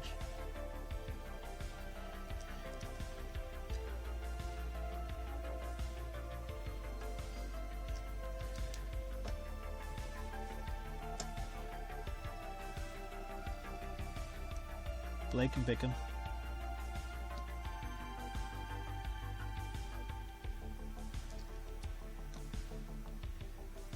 But notes that her last name is still Sinclair.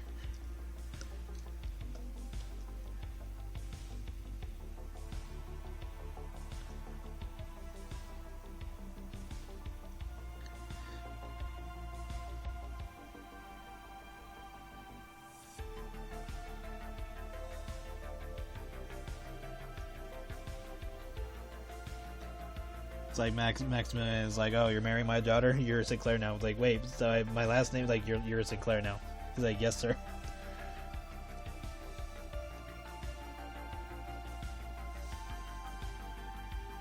Just glares at him. He's like, you're a Sinclair now.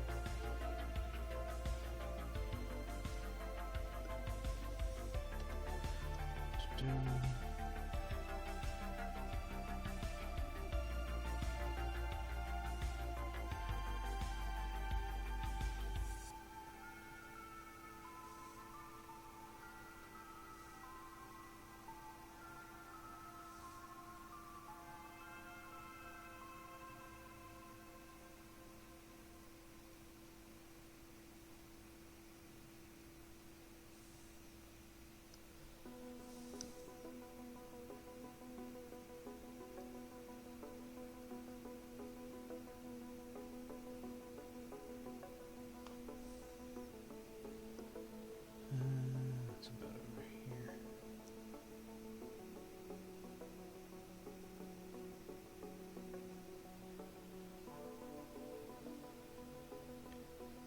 And most of his spots are on his shoulders and all that, so I'm not going to bother adding more than I need. Oh, you sent me the meme.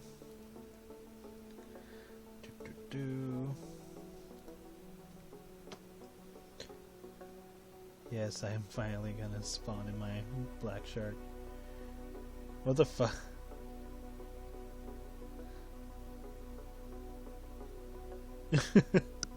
That's funny. Not sure if I know what the edits mean, but that's pretty funny.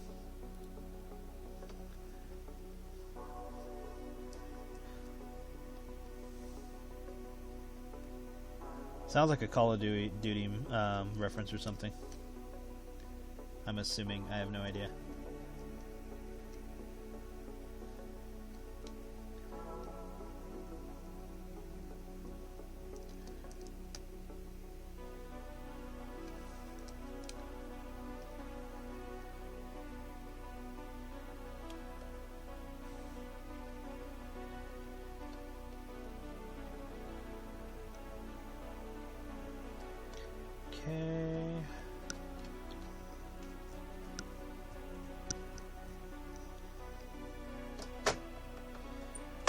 Alright, now to get the girls.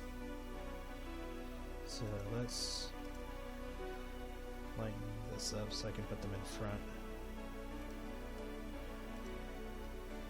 And then we'll go from there.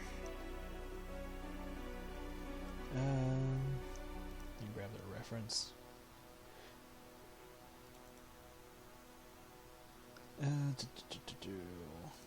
Don't want to grab the ask version.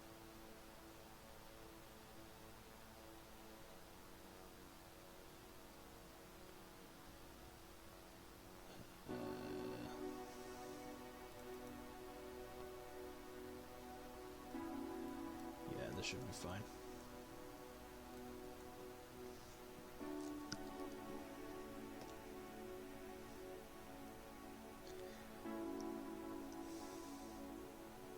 I see.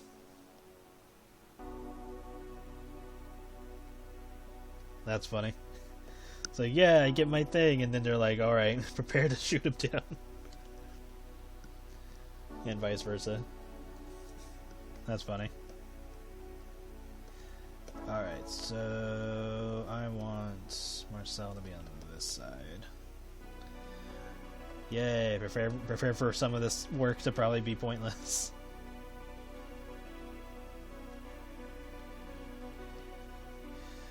It's like you put in all that time and effort for just to cover it up. Like, yep, that is how it goes.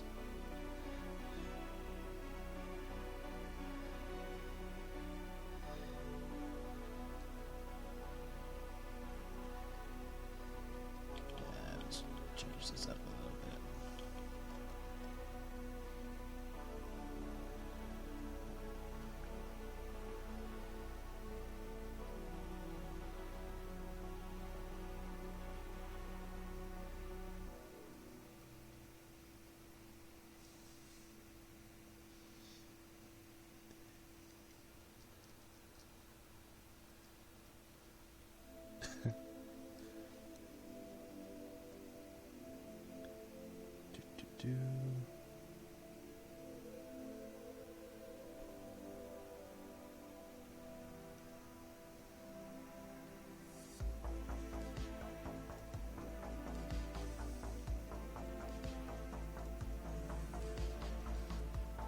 Wait, so let me get this straight.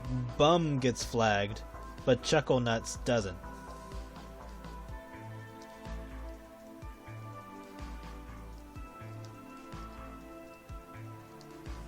Oh, I love Russian Badger. Russian Badger is hilarious.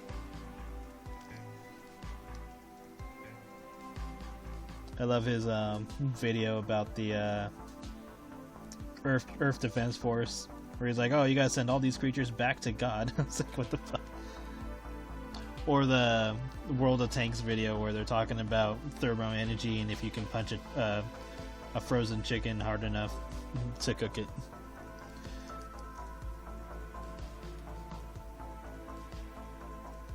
Or the wet racks.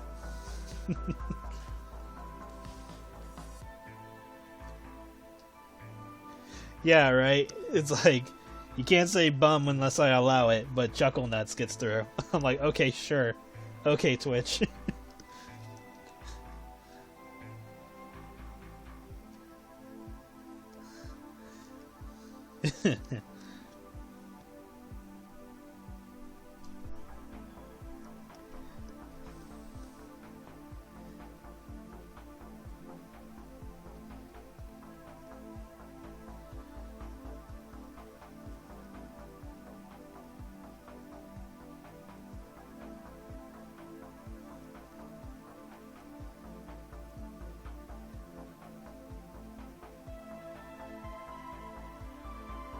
Make her eyes a little bigger.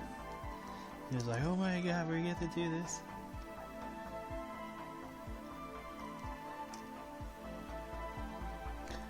Auntie Blake and Auntie Eddie are, Auntie Blake and Uncle Eddie are the best. That's gonna be fun. Oh, I could totally see Alara accidentally calling him Auntie Eddie, because she hasn't like put the separation of terms together yet.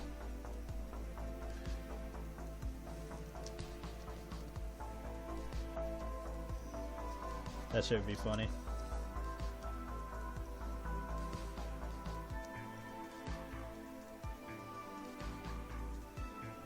Love how some of the lore is just me fucking up words and randomly throwing shit together.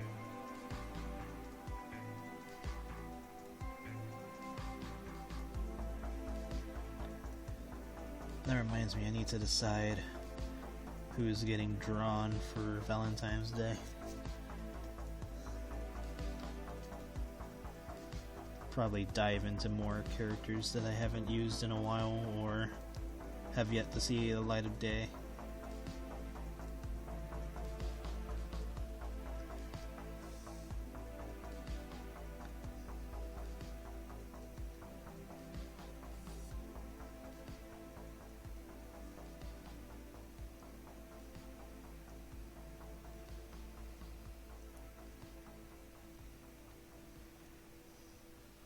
Like, you, yes you, I haven't drawn you in like 10 years, I'm gonna use you now. Like, what? You have them $10. How you feel about green beans? Does not comply with Twitch guidelines.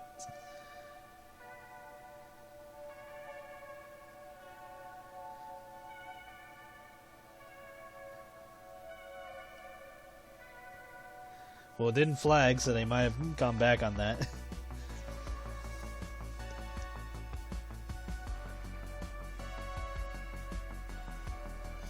I just love the part with where they're talking about the what was it? I think it's called the Berserker or whatever it's called.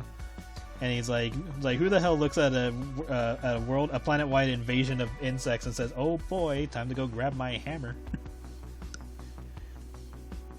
That shit is fucking funny.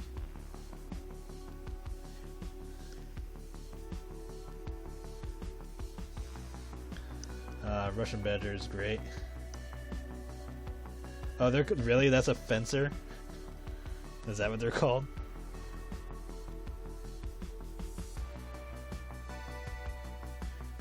When you don't know, see, you forgot about for thousands of years I have laid dormant. Oh yes. Or be like Rita from Power Rangers, like, after 10,000 years I'm free. Oh yeah, Courage. Oh, Eustace. I don't think I've ever seen his name being written, so I had to like think about that for a moment. That's it. I'm getting me mallet.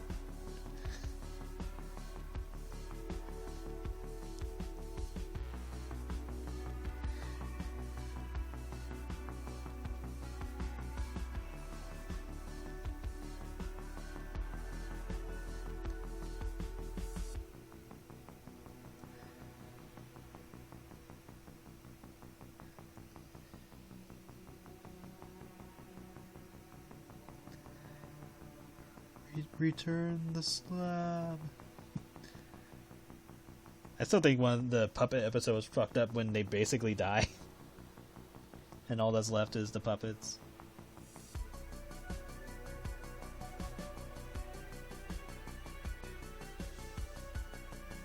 Or the "you're not perfect" scene.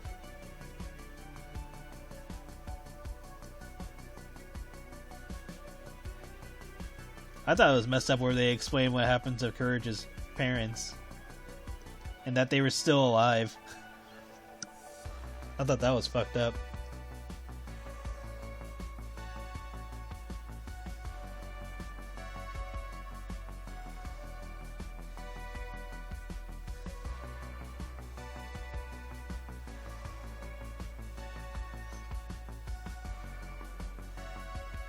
Oh yeah, is it Air Raider who summons the fucking satellite beam? And just lays waste? Or is that a different character? Okay, yeah. It's like, I'm just gonna go phone my guy who has a fucking satellite cannon and just lay waste to the fucking planet.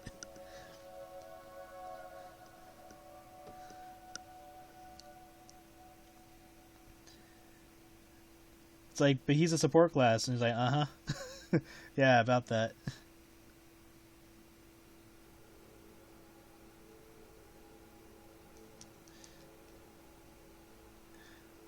It's like when a support class can just destroy everybody. It's like playing Moira in fucking Overwatch. It's like, she was supposed to heal us, right?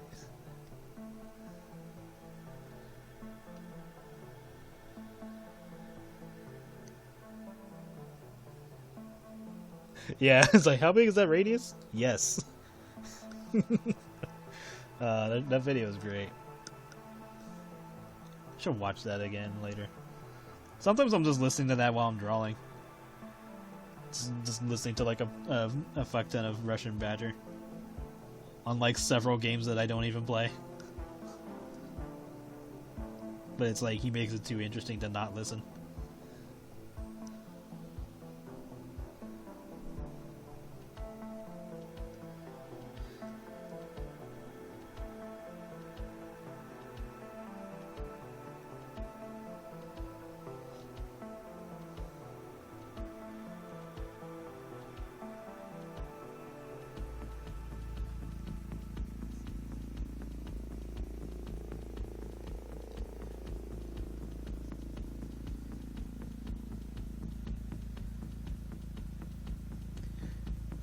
Right?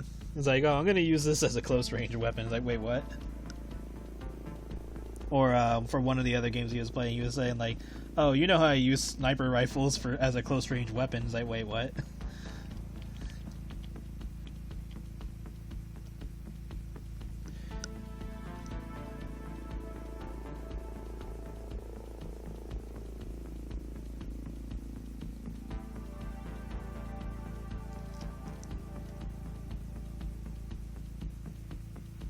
Or when they put a bunch of fucking machine gun turrets on a helicopter blade, or on helicopter blades, and just watch them spinning. That shit was funny.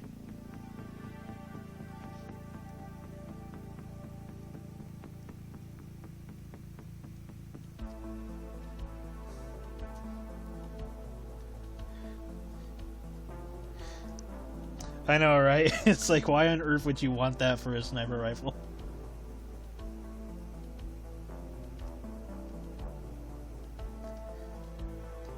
Or like when they were arguing over like, well, this gives me like 1% speed or whatever, thus making it faster. Like, but it's 1%. Yeah, it's 1%.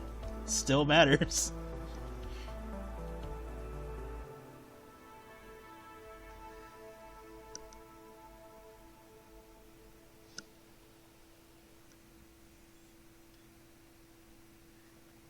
If there's anything I've learned about fighting games, is that speed means everything. It's like, oh, your character doesn't deal enough damage, like, but I'm fast as fuck, meaning you're not going to be able to do anything, so damage is irrelevant at that point.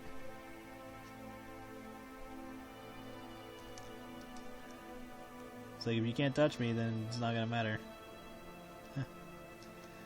Even if the character only deals 1 damage per hit.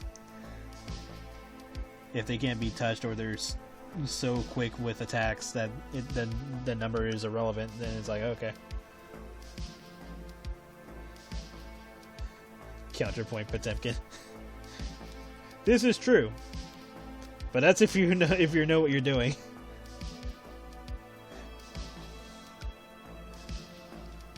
All you can hope for is that the person does not know what to do against grappler characters like Potemkin.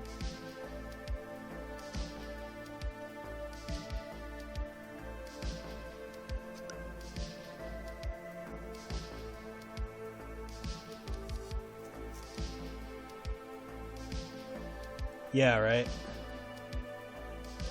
Oh, I love Reptile. Reptile's my favorite.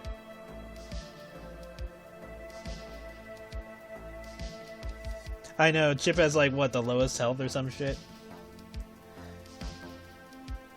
And you don't want to be brain dead with characters like that, because if you go up against a grappler, you might as well just kiss your ass goodbye.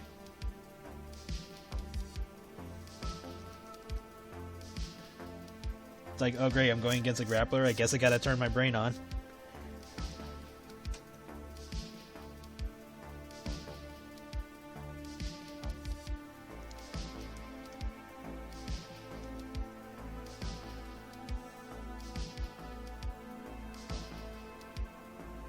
Chubby Girl DSU Street Fighter 6, please. Good luck with that. I'm not against it, but I don't know, the probability seems pretty low.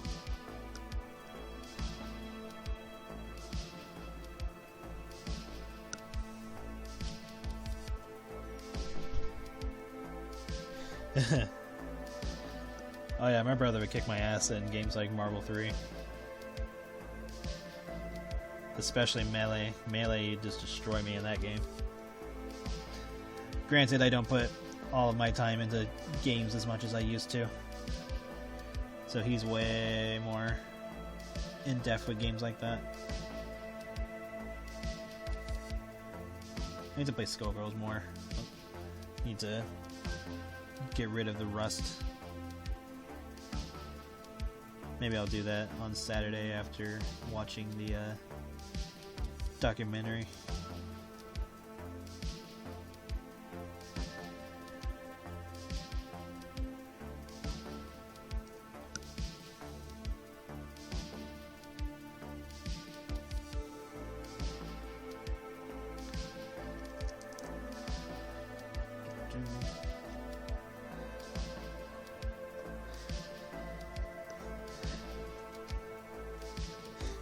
At least it's motivation to try to beat your brother. That would be me if I cared enough. I'm like, it's fine. He can kick my ass in this game, in fighting games now. I put all my skill points into drawing.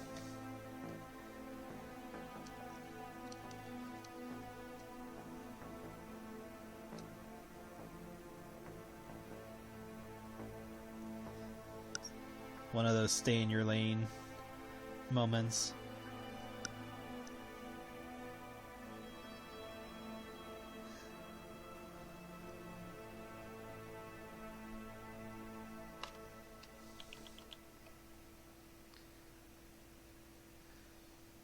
Furries, how do they work? Well, apparently furries are fucking god entities. They can do whatever.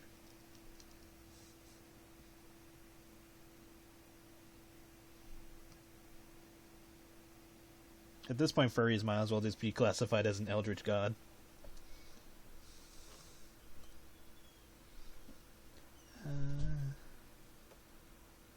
Let's do you.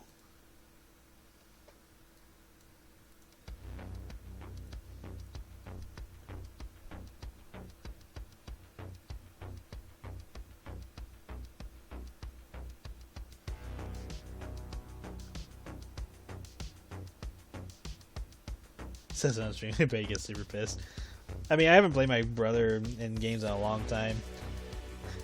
It probably would piss me off after a while, though. I'd be like, what the fuck, I did this. But I think that's like half the fun, though. Like, better to get the blood boiling. That's what I would do in the morning, because sometimes I'd play like Overwatch or Skullgirls or something. I haven't done this in a while, though. But I would play those games just to get the blood boiling, so before I started drawing.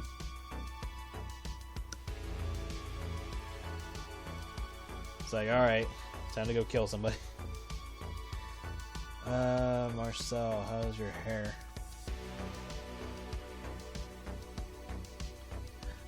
I say as it's basically Marcy's hair, but whatever. Same difference.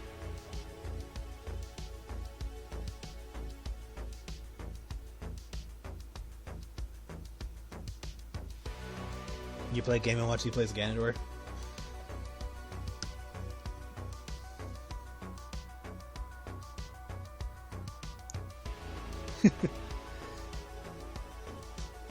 You have a friend that's a cat girl furry that's an eldritch god.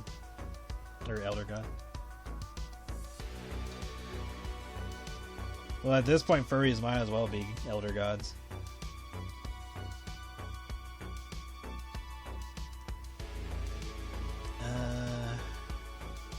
Let's see.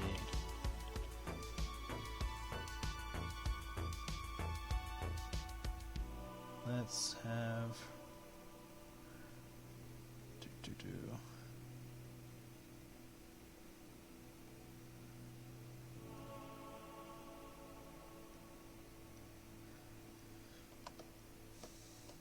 I think I'll have her holding a stuffed bear, and I'll have Alara hold cotton candy.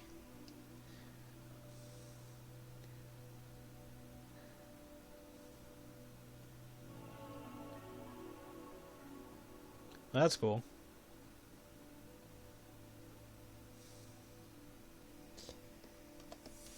Yeah, my brother used to, I don't know, I mean, he probably still does for all I know, but he would go to tournaments and stuff like that often. I know when he was playing Yu-Gi-Oh, he said he got invited to nationals. Or it was either nationals or regional or something, I don't know, one of the two. Some tournament he got invited to.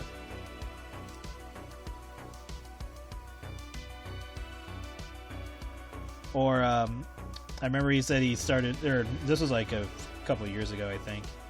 But I remember him telling me that he started playing Pokemon cards seriously, and he went to his first tournament, and I can't remember if he said he won or if he came in like second or something. But like, people were asking him how long had he been playing Pokemon. And he's like, "Oh, I just started like this week or some shit." And they're like, "What?" And he's like, "Wait, this like you just went through all these people. You have been playing for like a week." He was like, "Yeah." I was laughing. I was like, yeah, that sounds about right. Give him a moment. He'll start doing shit. Because like we had always collected Pokemon cards and stuff, but like we never put in the effort of playing the game. We just liked the artwork. And I guess one day he just decided to start playing because I guess his friends were or something. And he got that far in a tournament on his first try or first time. I'll have to ask him again because I can't remember if he won or if he came in like second or something.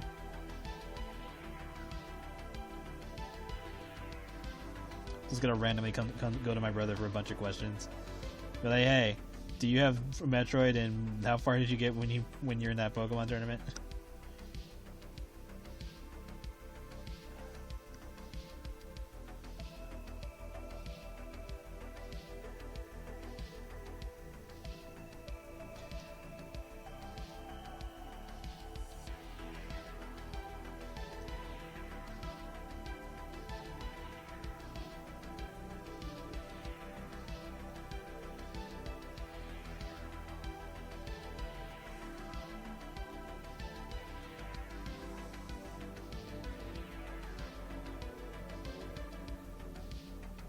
Nobody knows the Game & Watch matchup.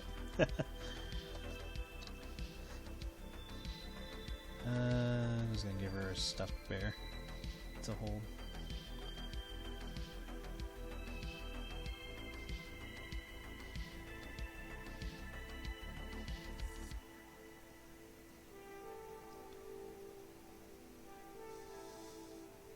I like how in later games, Smash Brothers basically classifies Game & Watch as like a dark entity because he's made of dark matter.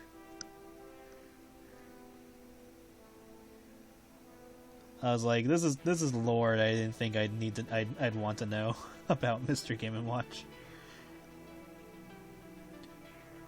Or like they added lore to Rob.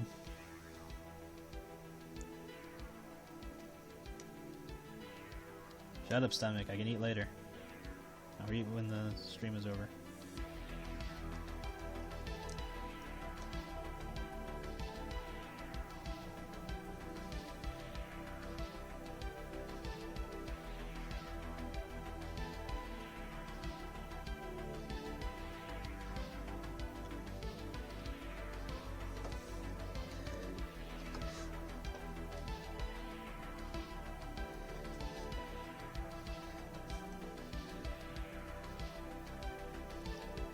I have no idea. From what my brother told me about Game & Watch, Game & Watch has a bunch of like bullshit moves. So I have no idea. My perspective on characters for Smash Brothers is very skewed based on what my brother tells me about the characters and stuff, and the mechanics of the game that can be exploited.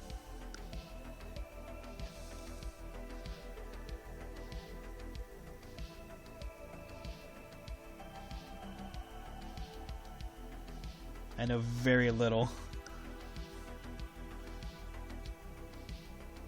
Or perhaps I know enough, but I don't. But I obviously don't play the game, so that knowledge is almost useless for me. Oh yeah, like yeah, I know about that. His shield, his hitbox is outside of his shield, so it's like, what the fuck? Is it the same for if you hold the Z button for the shield? Because I noticed that there's 2 different shields for that game.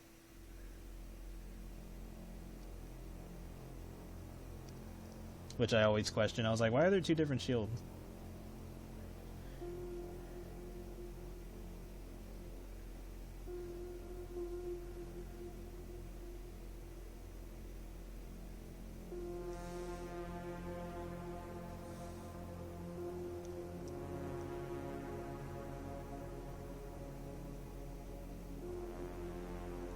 Everyone's getting a t-shirt today.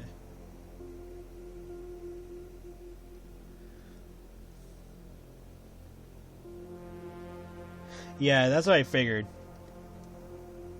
I always like using the light shield because I'm weird.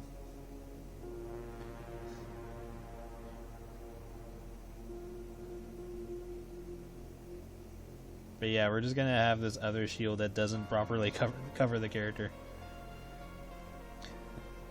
It's like when Jigglypuff's shield gets broken, she basically just insta-dies. It's like, yeah, you have a shield, but don't let it pop. Because it's the equivalent of literally popping a balloon. So I like that that's the reference for why that happens for her. But it's just like, why? It's one of those like, why? Why would you do this? And at the same time, it's like, get good, scrub.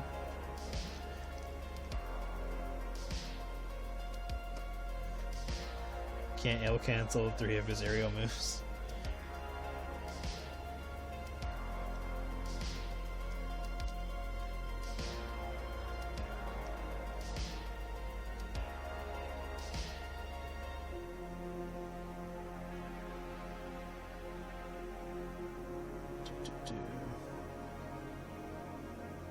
And you get a t-shirt, and you get a t-shirt, and you get a t-shirt.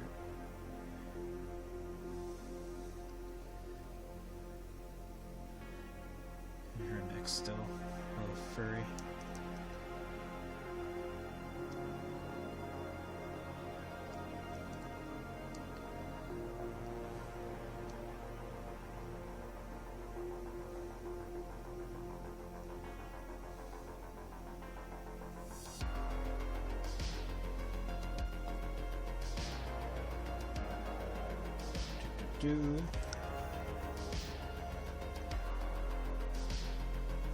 Yeah, it seems that way. I guess you just gotta exploit his spacing and stuff.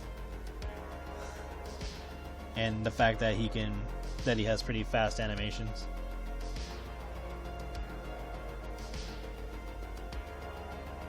So I guess the idea, would be more aggressive with him. I have no idea. I can only imagine.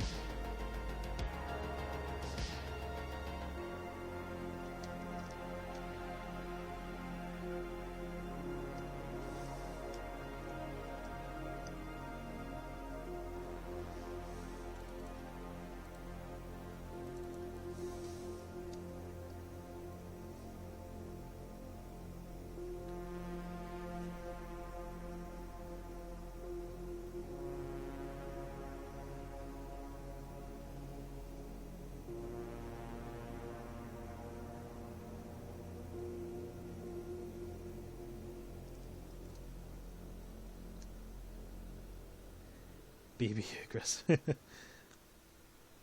I was told to never shield, so basically defense ever. Yeah, right. Never use defense. Yeah, because if defending with him, all it's gonna do is just open you up to attacks. You might as well just never do it. I don't know if it's the same in other Smash versions, but at least in Melee's case, you might as well just not bother.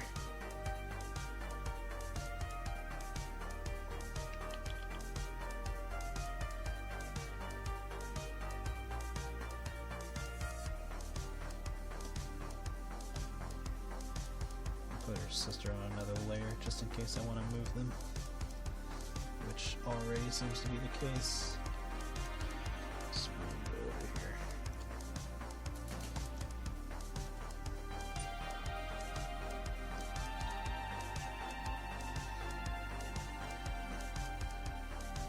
Block button for another punch button, right?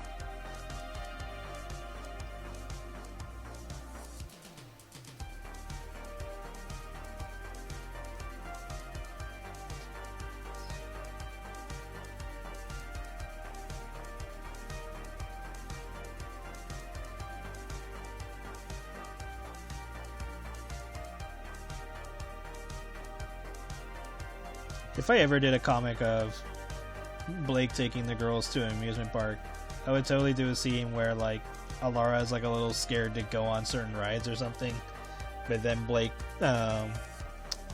comforts her and is like, "Oh, you can come with me. Come on." Either she goes on her with those scary rides, or she just takes her to something that's more for her. Make it all cute.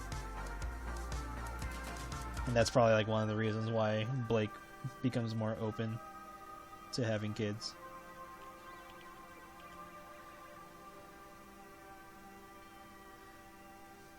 Let's see.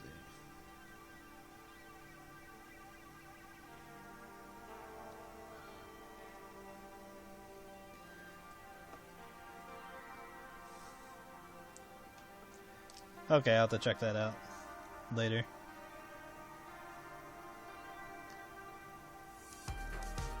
I know I watched some clips here and there.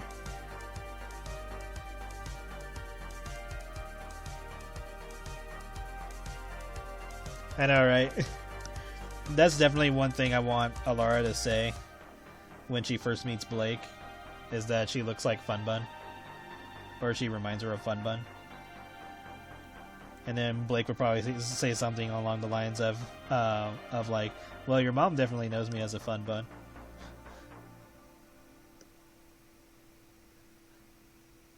And then Marcy will probably just mildly snicker.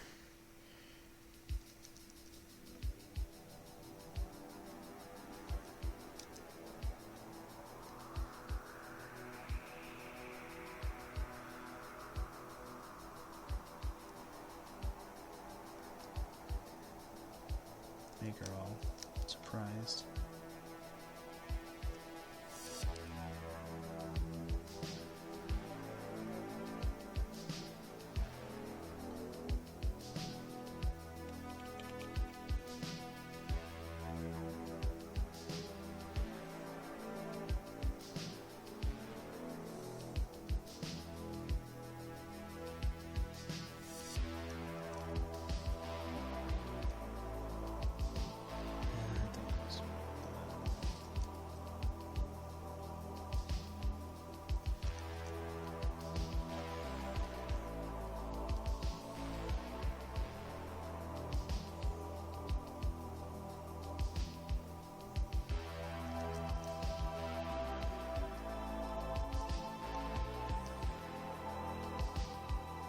I would laugh if, like...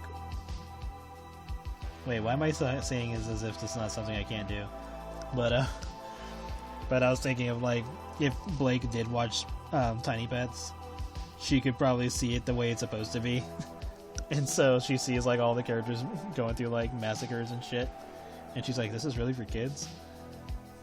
And then she sees Fun Bun, and she's like, huh, she does kind of look like me. Or reminds her of herself. I don't know. I probably won't use that idea, but that'd be funny if that was the case.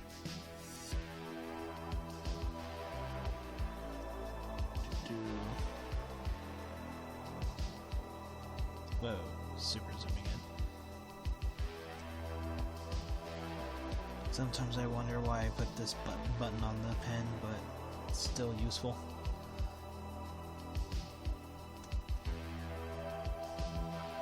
Might shrink her down a little bit.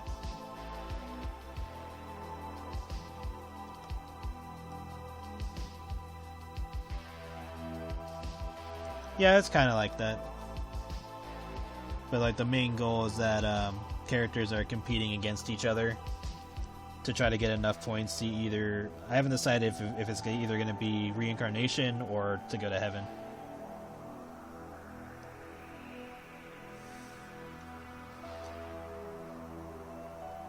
So it's mostly a battle royale.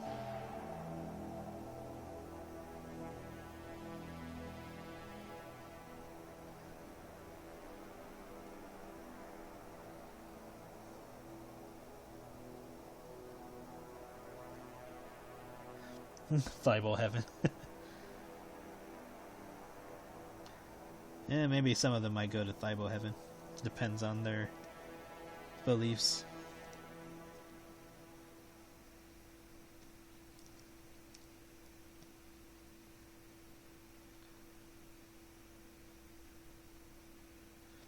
Reminds me of South Park, where a bunch of people go to hell, and they're like, "What? What?" It's like, "What? Why did I go to hell? I've been a devoted Christian for blah blah blah blah blah." It's like, "Oh yeah, the answer, guys. The answer is Mormons. Mormons." And we're like, "Oh."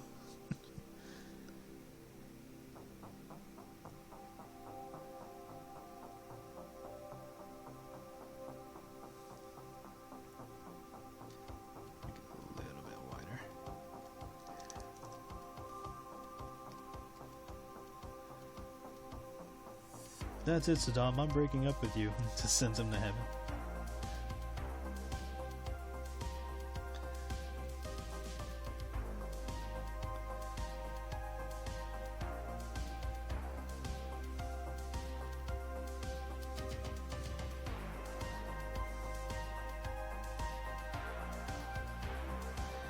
I hope they win the chicken dinner. There is going to be at least one challenge in Tiny Pets where characters have to be stuffed with something. Kind of like it was one of the auction pieces where Bun Bun is being stuffed with water.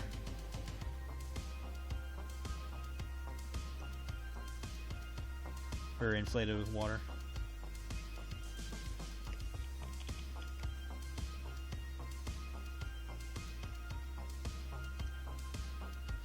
The Hungry Games. Stuff with something, oh boy. Well, I mean, because it could be anything. It could be juice, it could be food, it could be water. I don't know, space-time, whatever the fuck. The obvious answer. Come! Anyway.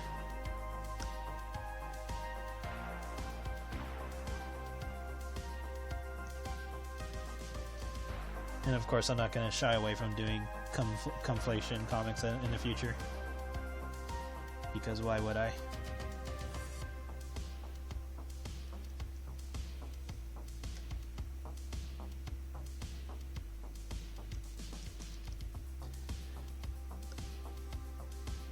There are very, very few things I would not draw. At least not unless it was a commission.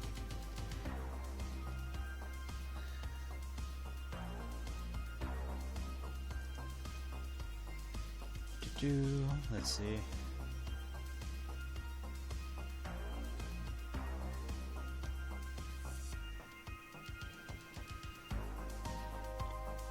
Add those in last. So we'll do this.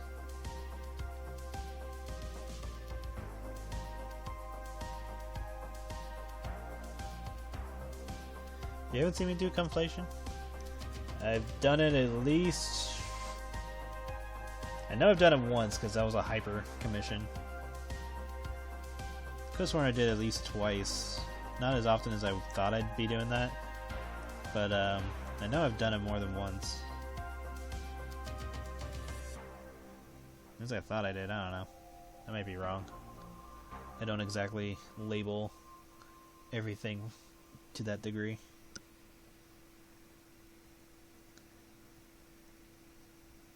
But if I did not, I will in the future.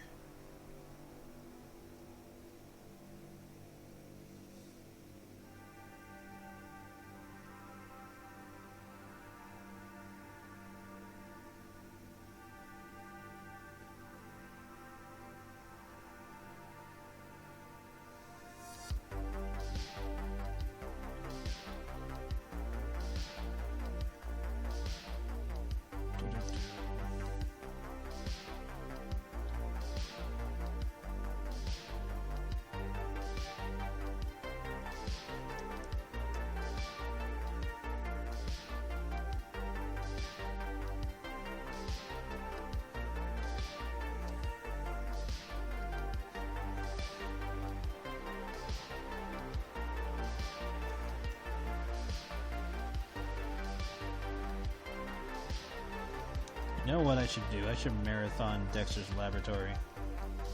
At the very least, the original seasons. That shit would be great.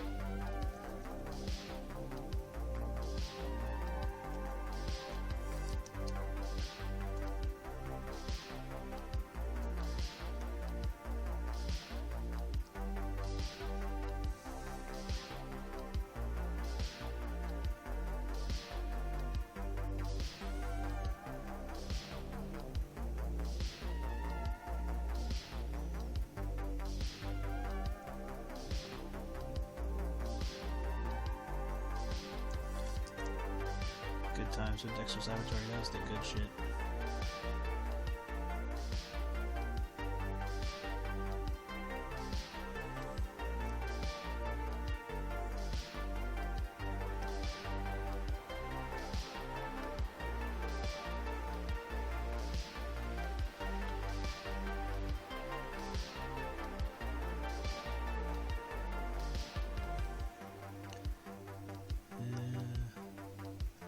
Let's reduce some of this.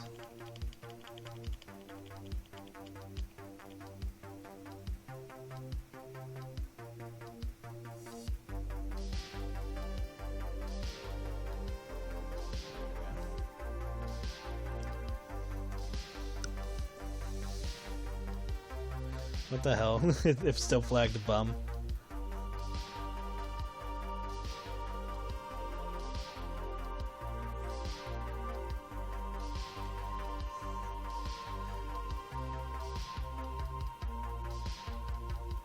Well, it didn't like get you in trouble. It just comes up and just says, "Hey, this word might be bad or offensive. Do you want to allow it?" And I just say yes or no. Like you don't get flagged. Like you don't get like a strike or something. But it's just funny that bum comes up flagged, but Chuckle Nuts didn't. So that it just made me laugh.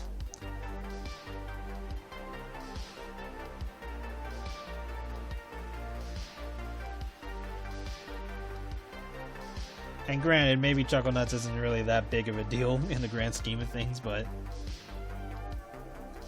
it's just humorous that was the case.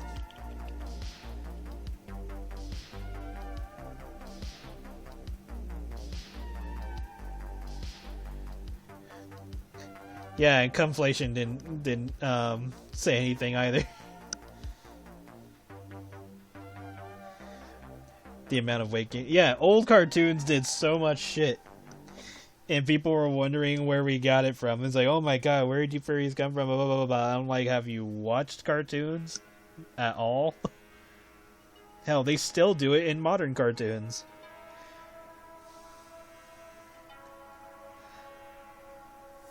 Like, it's very easy to point that shit out. Yeah, Totally Spies was like the big, well, I wouldn't say the biggest one, but it was definitely a show where they would do like some kind of kink every episode. And it was like very obvious that it was like capitalizing on it, because like not too many episodes really focused more on like story than like something bizarre happening to Clover in nearly every episode. And it was always Clover. Luckily, Clover was my favorite, so seeing all that shit happen to her was just icing on the cake there. But still, be funny if they got banned the same way Ubisoft banned people for saying "we." Why the hell was "we" banned?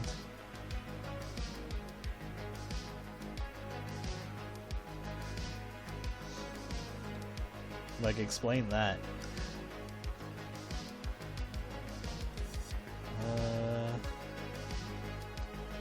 There's not much to you, is it? It's just big floppy ears. And we'll put Laura in a sweater.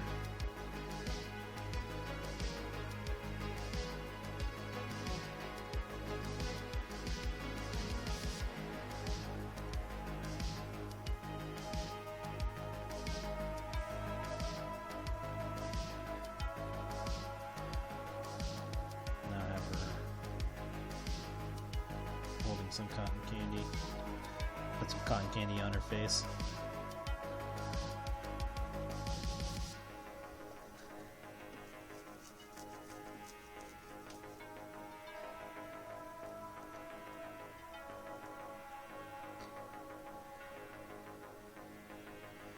Yeah, like Clover turned into a cat girl, and then I think what's her name? Not Sam, but the other one. I keep forgetting her name. I think she turned into a Catwoman too at some point. And I know she got muscled out too. Alex, yeah. Or Alec. Or yeah, Alex. Blah. Words. But yeah, she had a few things happen with her. I think Sam got like the least of it, if I remember right. But Clover was definitely the favorite. Which again, fine with me because she was my favorite from that show.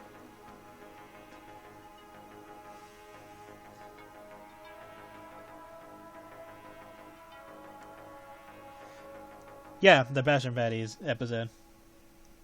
That one was great. She was all worried about the size of her head because of her getting a bigger hat or whatever, and she ended up being extra large everything.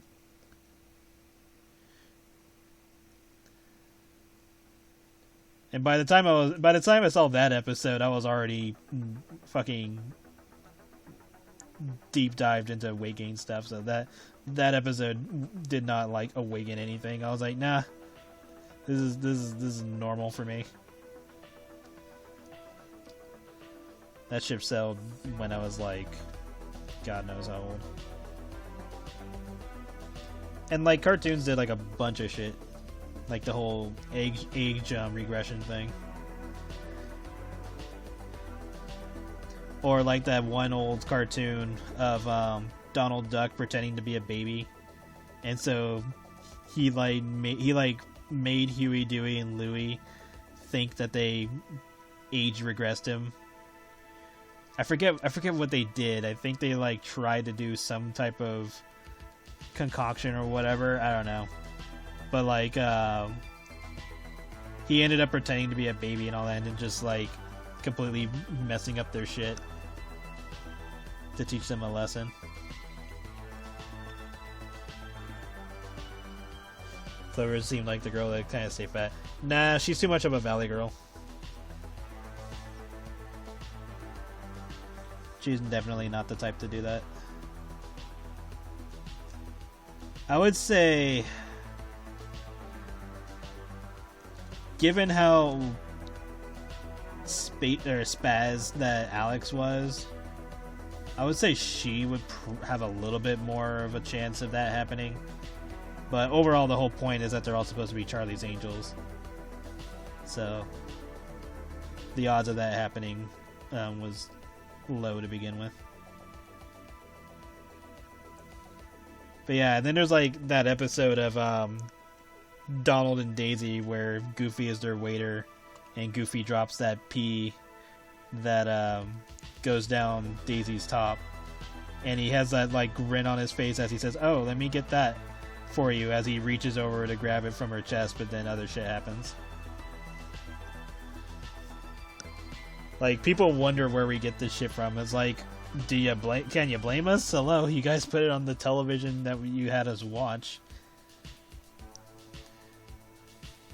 Like, come on now. It wasn't fucking random.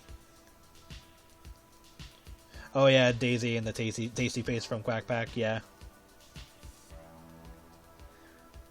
I don't want to be horny anymore. I only wish to be happy is what my mentality when I try to play games.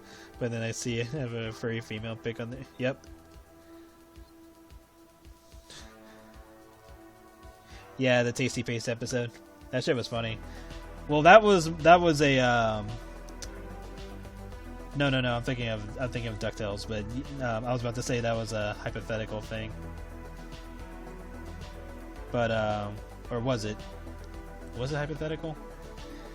Because I know there's like been like several episodes where the boys had like possible futures or hypothetical moments. That could have been one of them, but yeah, I remember the Tasty Face thing with Daisy. That's why I drew it.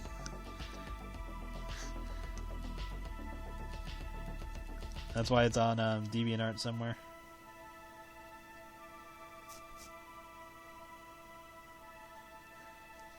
Yeah, there we go. Because there was that one, and then there was the one where Scrooge went into the future, and the boys became, like, super successful with their lemonade stand.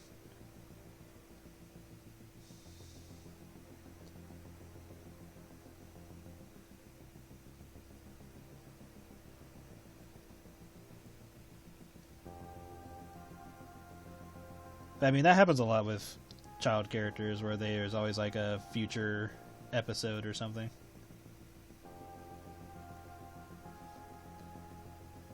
Like, in Alvin and the Chipmunks, they had that whole, like, what if the boys had their own rooms?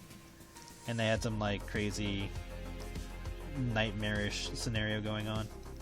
And I think Theodore had a weight gain sequence, if I remember right. Let's have some of this cotton candy eaten.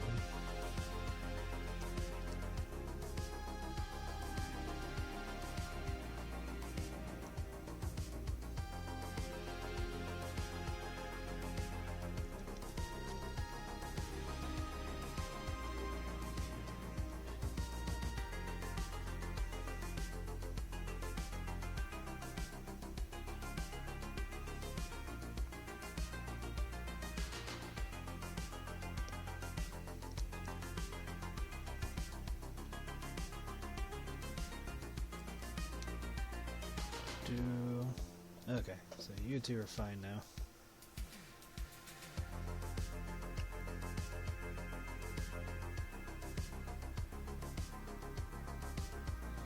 Yeah, this is for us to cast.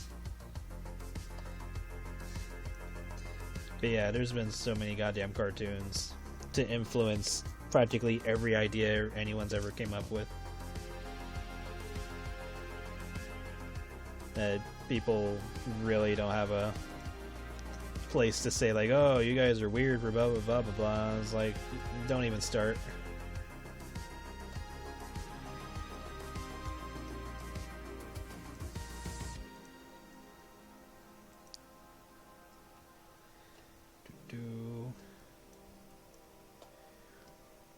Okay, can put these two back to normal.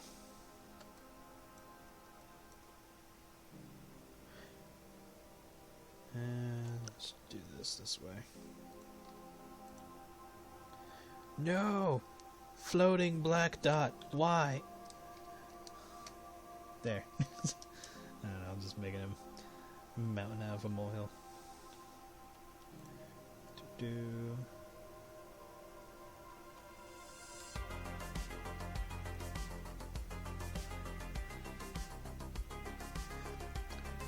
Okay, so now Fetishes got alerted, so that's funny. Anyway, there's this bit of I Am Weasel. Oh yeah, I remember that. Belt busting Trixie, yeah, I remember that.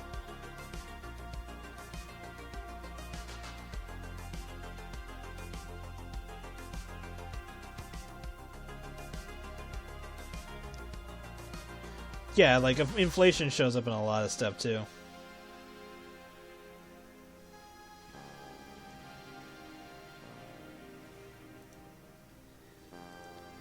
Like, I would say inflation's probably the most basic one that shows up more than the others.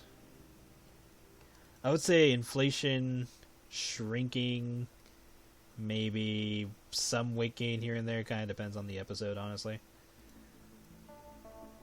And I don't know, there's probably a handful of others that show up just as much. I should probably do her green skin as the base. So let me grab a Laura.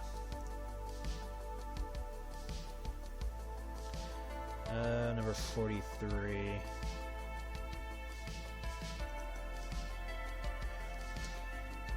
Wait, why is erasing a black alerted? What the fuck?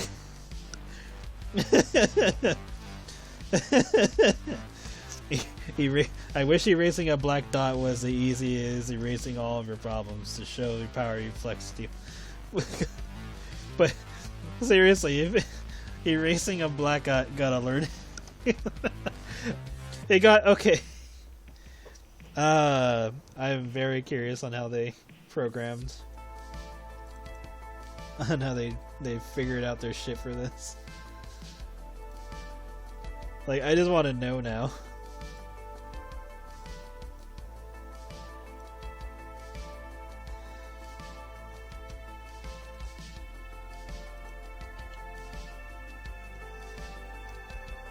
And now, for some reason, laughing my ass off gets one, too. I thought... I don't know. Oh, God. It just keeps getting funnier.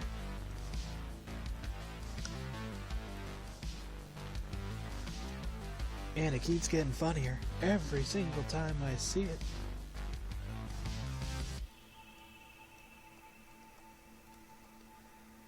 And I might as well just put this here, because it's not like Marcel's gonna...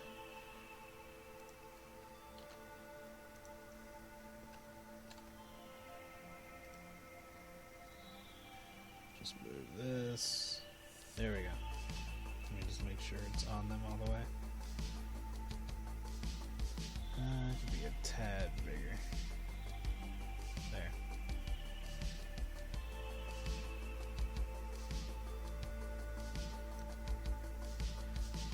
Oh, cancel. Now I do this. Oh, never mind. It's perfectly fine. Let's move it over here. Right? I feel like I'm being held hostage every time I enter something in chat. Hell, I'm surprised hostage didn't get fucking flagged. They flag everything else.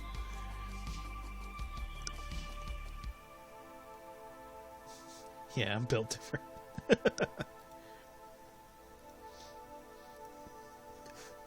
Oh yeah, they put in fucking One Punch Man costume in Overwatch. I was laughing about that. For fucking Doomfist. On one end I'm like, huh, that's interesting, and on the other it's like, about damn time. Like, he already had the quote that said, "One punch is all I need." So, I'm just surprised they put in the effort.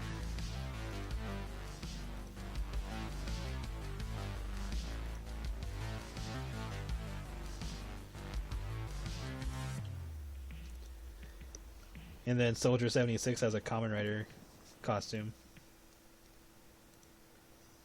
I think they called him Bug Rider or Bug Hero. One character that I'm expecting to see in My Hero Academia. Yeah, right? I don't even know if that's her actual name, but that's the name that keeps coming up for that character.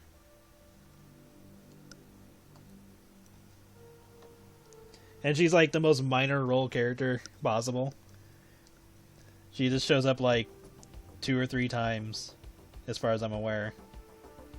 But she's gotten like so much fucking attention since then. It's like big dragon furry woman, yes.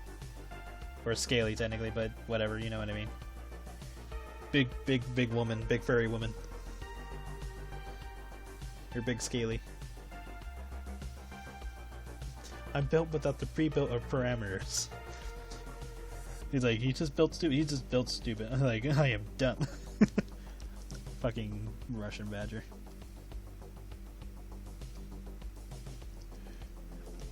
I still laugh about the whole wet rack thing. And then every time they killed somebody, they just kept saying wet the entire fucking time.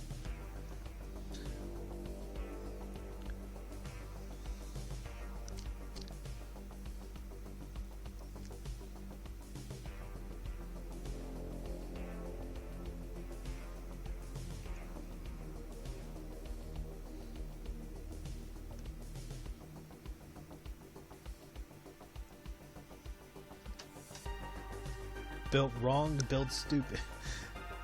It's like, why did we shoot Yoshi with this Smith & Wesson?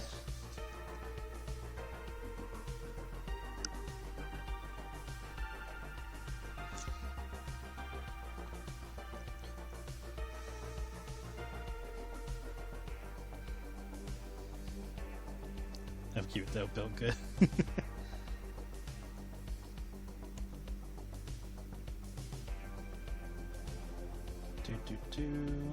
Okay.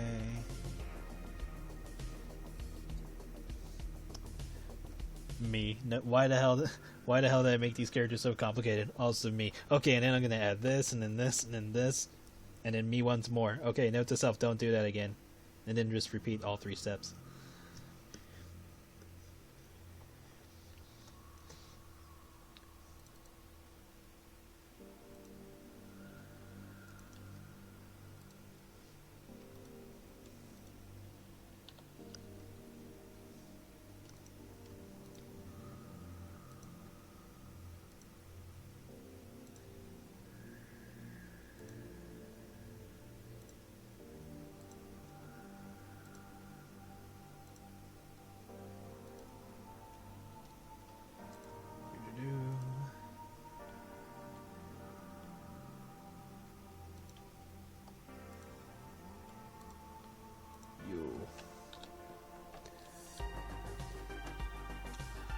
You know, now that I'm looking at this, there's a much easier way I could have did this.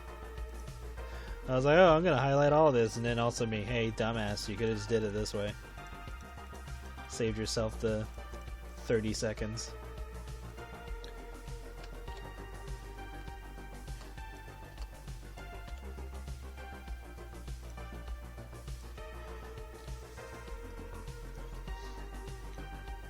I would say like 30% of art is remembering the shit that you could do in art.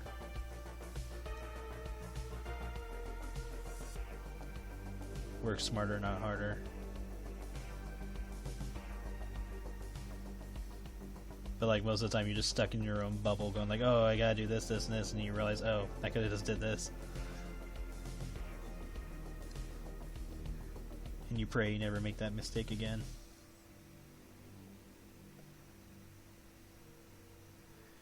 Speaking of which, let's save, because that would be a smart thing to do.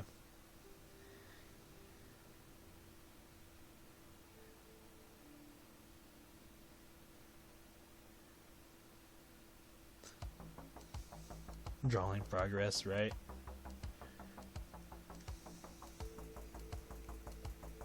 Oh yeah, I didn't change the name of the stream. Whatever, I don't care anymore. I'll just fix it in post. It doesn't matter anymore. Half the time people aren't even looking at the title.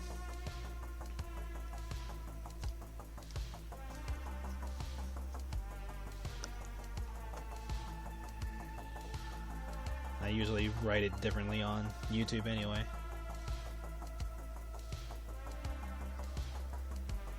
Okay, shirts. Take color from this one and give it to Alara.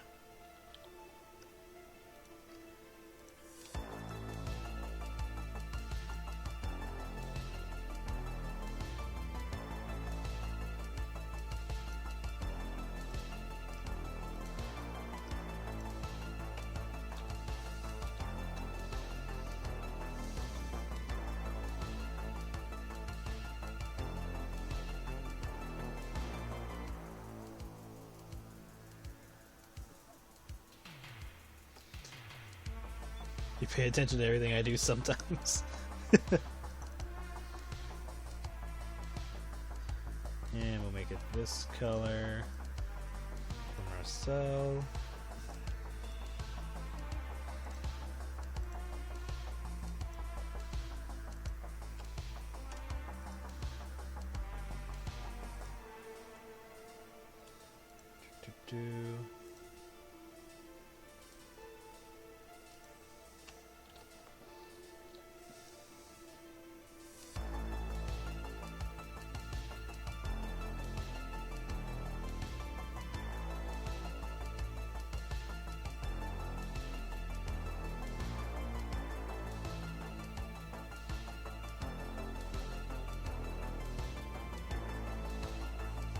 you holding a knife behind your back.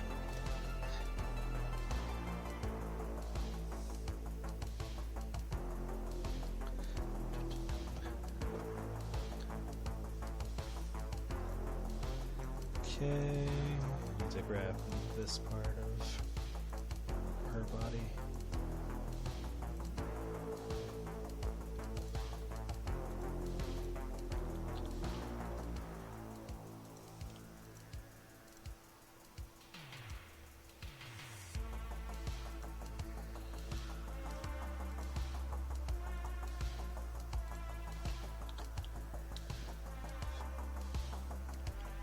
What if that was me? Like, my characters came into this dimension and now are holding me hostage. And they have like a timeline of when I'm supposed to draw certain things. Because they can't speed it up or else that might fuck up time. Assuming they even give a shit.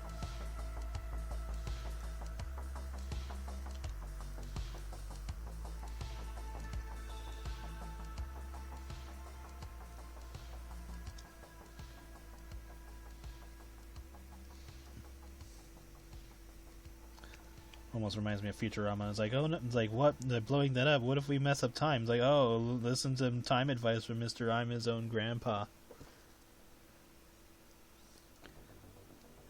Alright, you take care. I'm about to... Oh, damn, it's already almost 3. Yeah, I'm about to stop in a few minutes. But yeah, thanks for coming.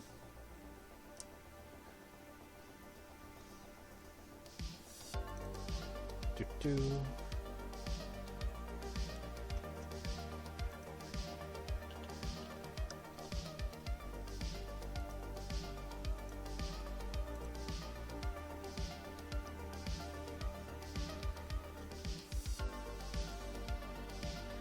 DigiArt Zone.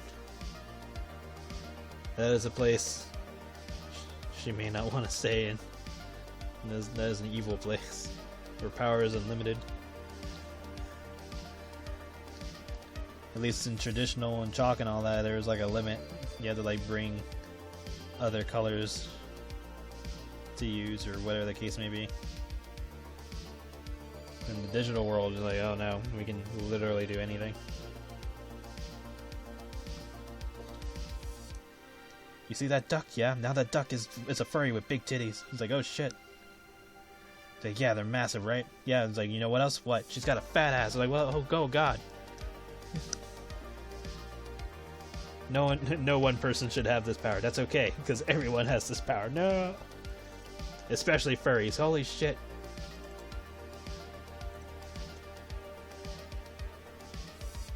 Furries are S-tier wizards.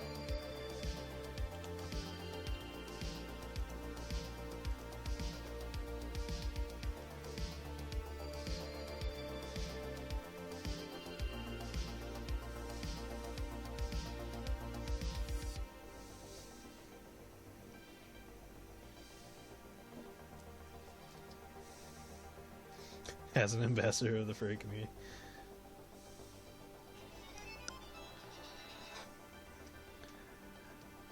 Simba was... Oh yeah. That is hentai, son. You must never go there. No, that's rule 34. That's what it should be. That's rule 34, son. You must never go there.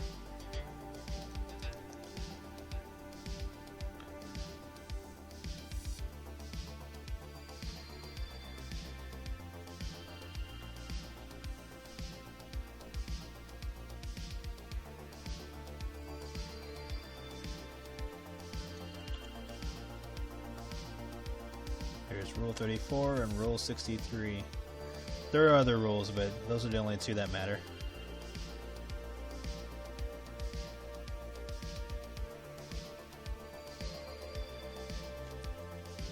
I guess 35 semi is important, but mostly just 34 and 63.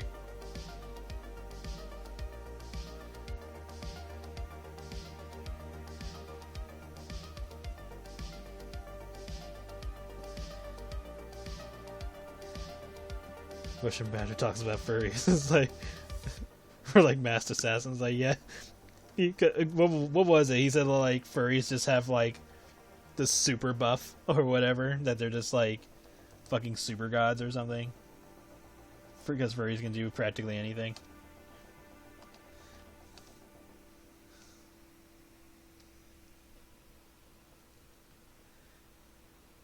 Draw minisodes of Mercy and Skylar parenting.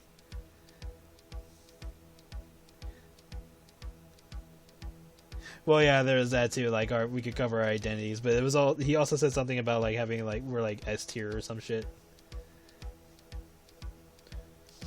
But yeah, if we were to commit a crime or something, we're always covered up. So, aside from using any super specific fursuit, we can pretty much get away with whatever. That's why when the pandemic happened, like everybody's freaking out. It's like, oh no, we gotta wear these masks, and all the furries were just kind of like pathetic.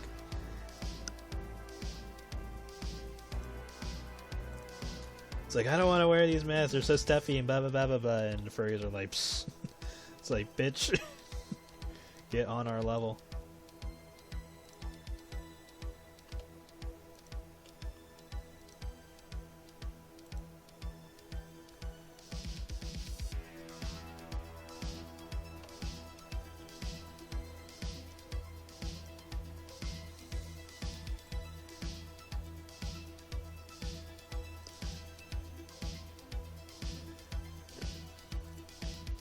You know, at some point someone's going to do something stupid, but they're going to be dressed up as the Fortnite furries. That's how I predict that shit's going to be conflicting. And then Fortnite, or the people behind Fortnite, are going to think like, oh, we should remove that skin from the shop, and that's going to piss everybody off.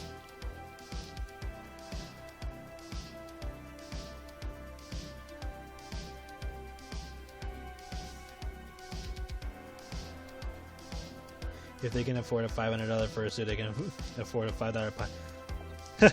$5? That's hella cheap.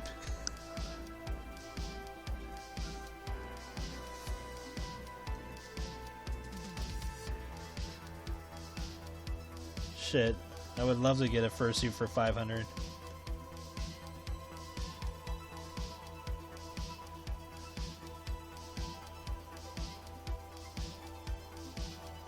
Hell, my SCP mask, or whatever the fuck you want to call it, that thing was $1,000 on its own.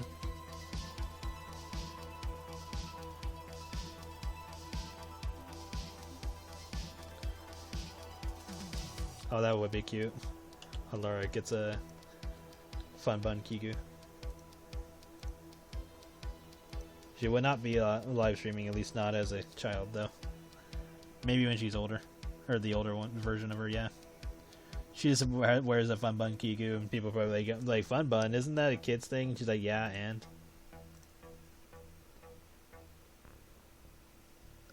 No worries. But yeah, that would be funny. I would say older Alara is kind of like Becky Light, I would say.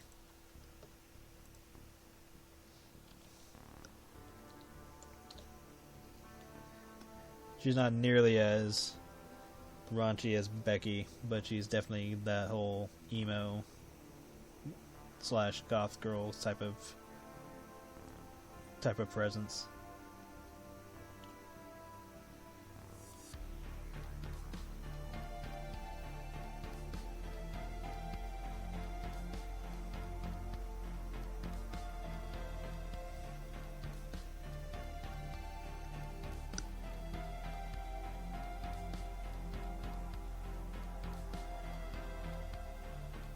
Goth Kitty Girl Sora.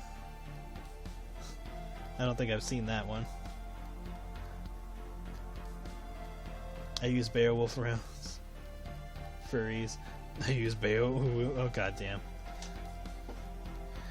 I'll be honest, the uwu thing was the one thing that got me. Because I was like, furries don't really do that. But then it just kind of became a thing. Hello.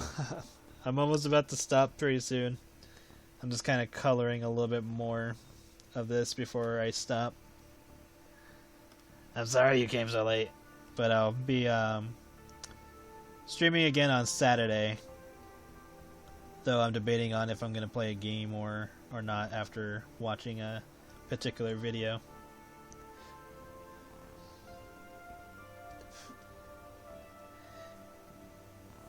Yeah, my I don't know if I pinned it on Twitter, but my schedule at the moment, I'm trying to do Tuesdays through Thursdays are when I stream drawing, and then Saturdays is whatever random nonsense I feel like doing, and then Sunday I stream on Picardo for all the risque stuff that I can't do here because Twitch and YouTube are babies. Although YouTube is a little bit more laxed with certain content. Just a skosh more relaxed. Have you not seen the images of large military shell with the writing? I have no idea if I have or haven't. I'd have to see it to know.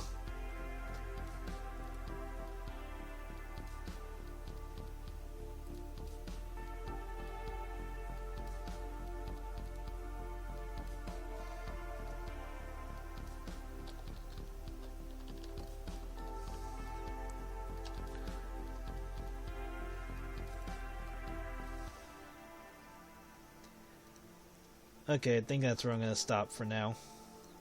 But this is what we have so far. And I'll probably finish this later today before I post it. That right there tells you how powerful the furry community is and we're everywhere.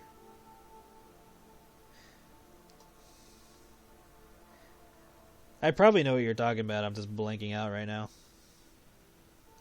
Oh, like how the furries are in the military and all that? Like, that I already knew. I mean, they do medical stuff too. Like, it was literally furries that made the vaccine for COVID. They're also in space. But, yeah. Thank you. Yeah, I'll finish this tonight, and then I'll post it publicly once I finish everything. And part of me wants to tweak Blake's hand, but I'm like, no, just leave it. It's not important. But yeah, once it's done, I'll post it, and then I will be working on iHat and other stuff tonight. Next week, I am thinking of opening for commissions. I have not yet decided on a day, but if I do decide, I will at least let people know a day prior. That's what I'm thinking of doing, at least. And then anything else? Next week on what day? I think it's Thursday or something. Maybe Wednesday. Wednesday will be the last day to get the Nemesis art set that's in the collectors thing. So the underground collectors. So if you have not got it, you better get it soon. And then I'll be moving on to things like the waking drives and blah blah blah blah blah. So yeah, anyway. Thank you for coming. I will see you guys Saturday. So you guys take care till then, alright? Bye bye.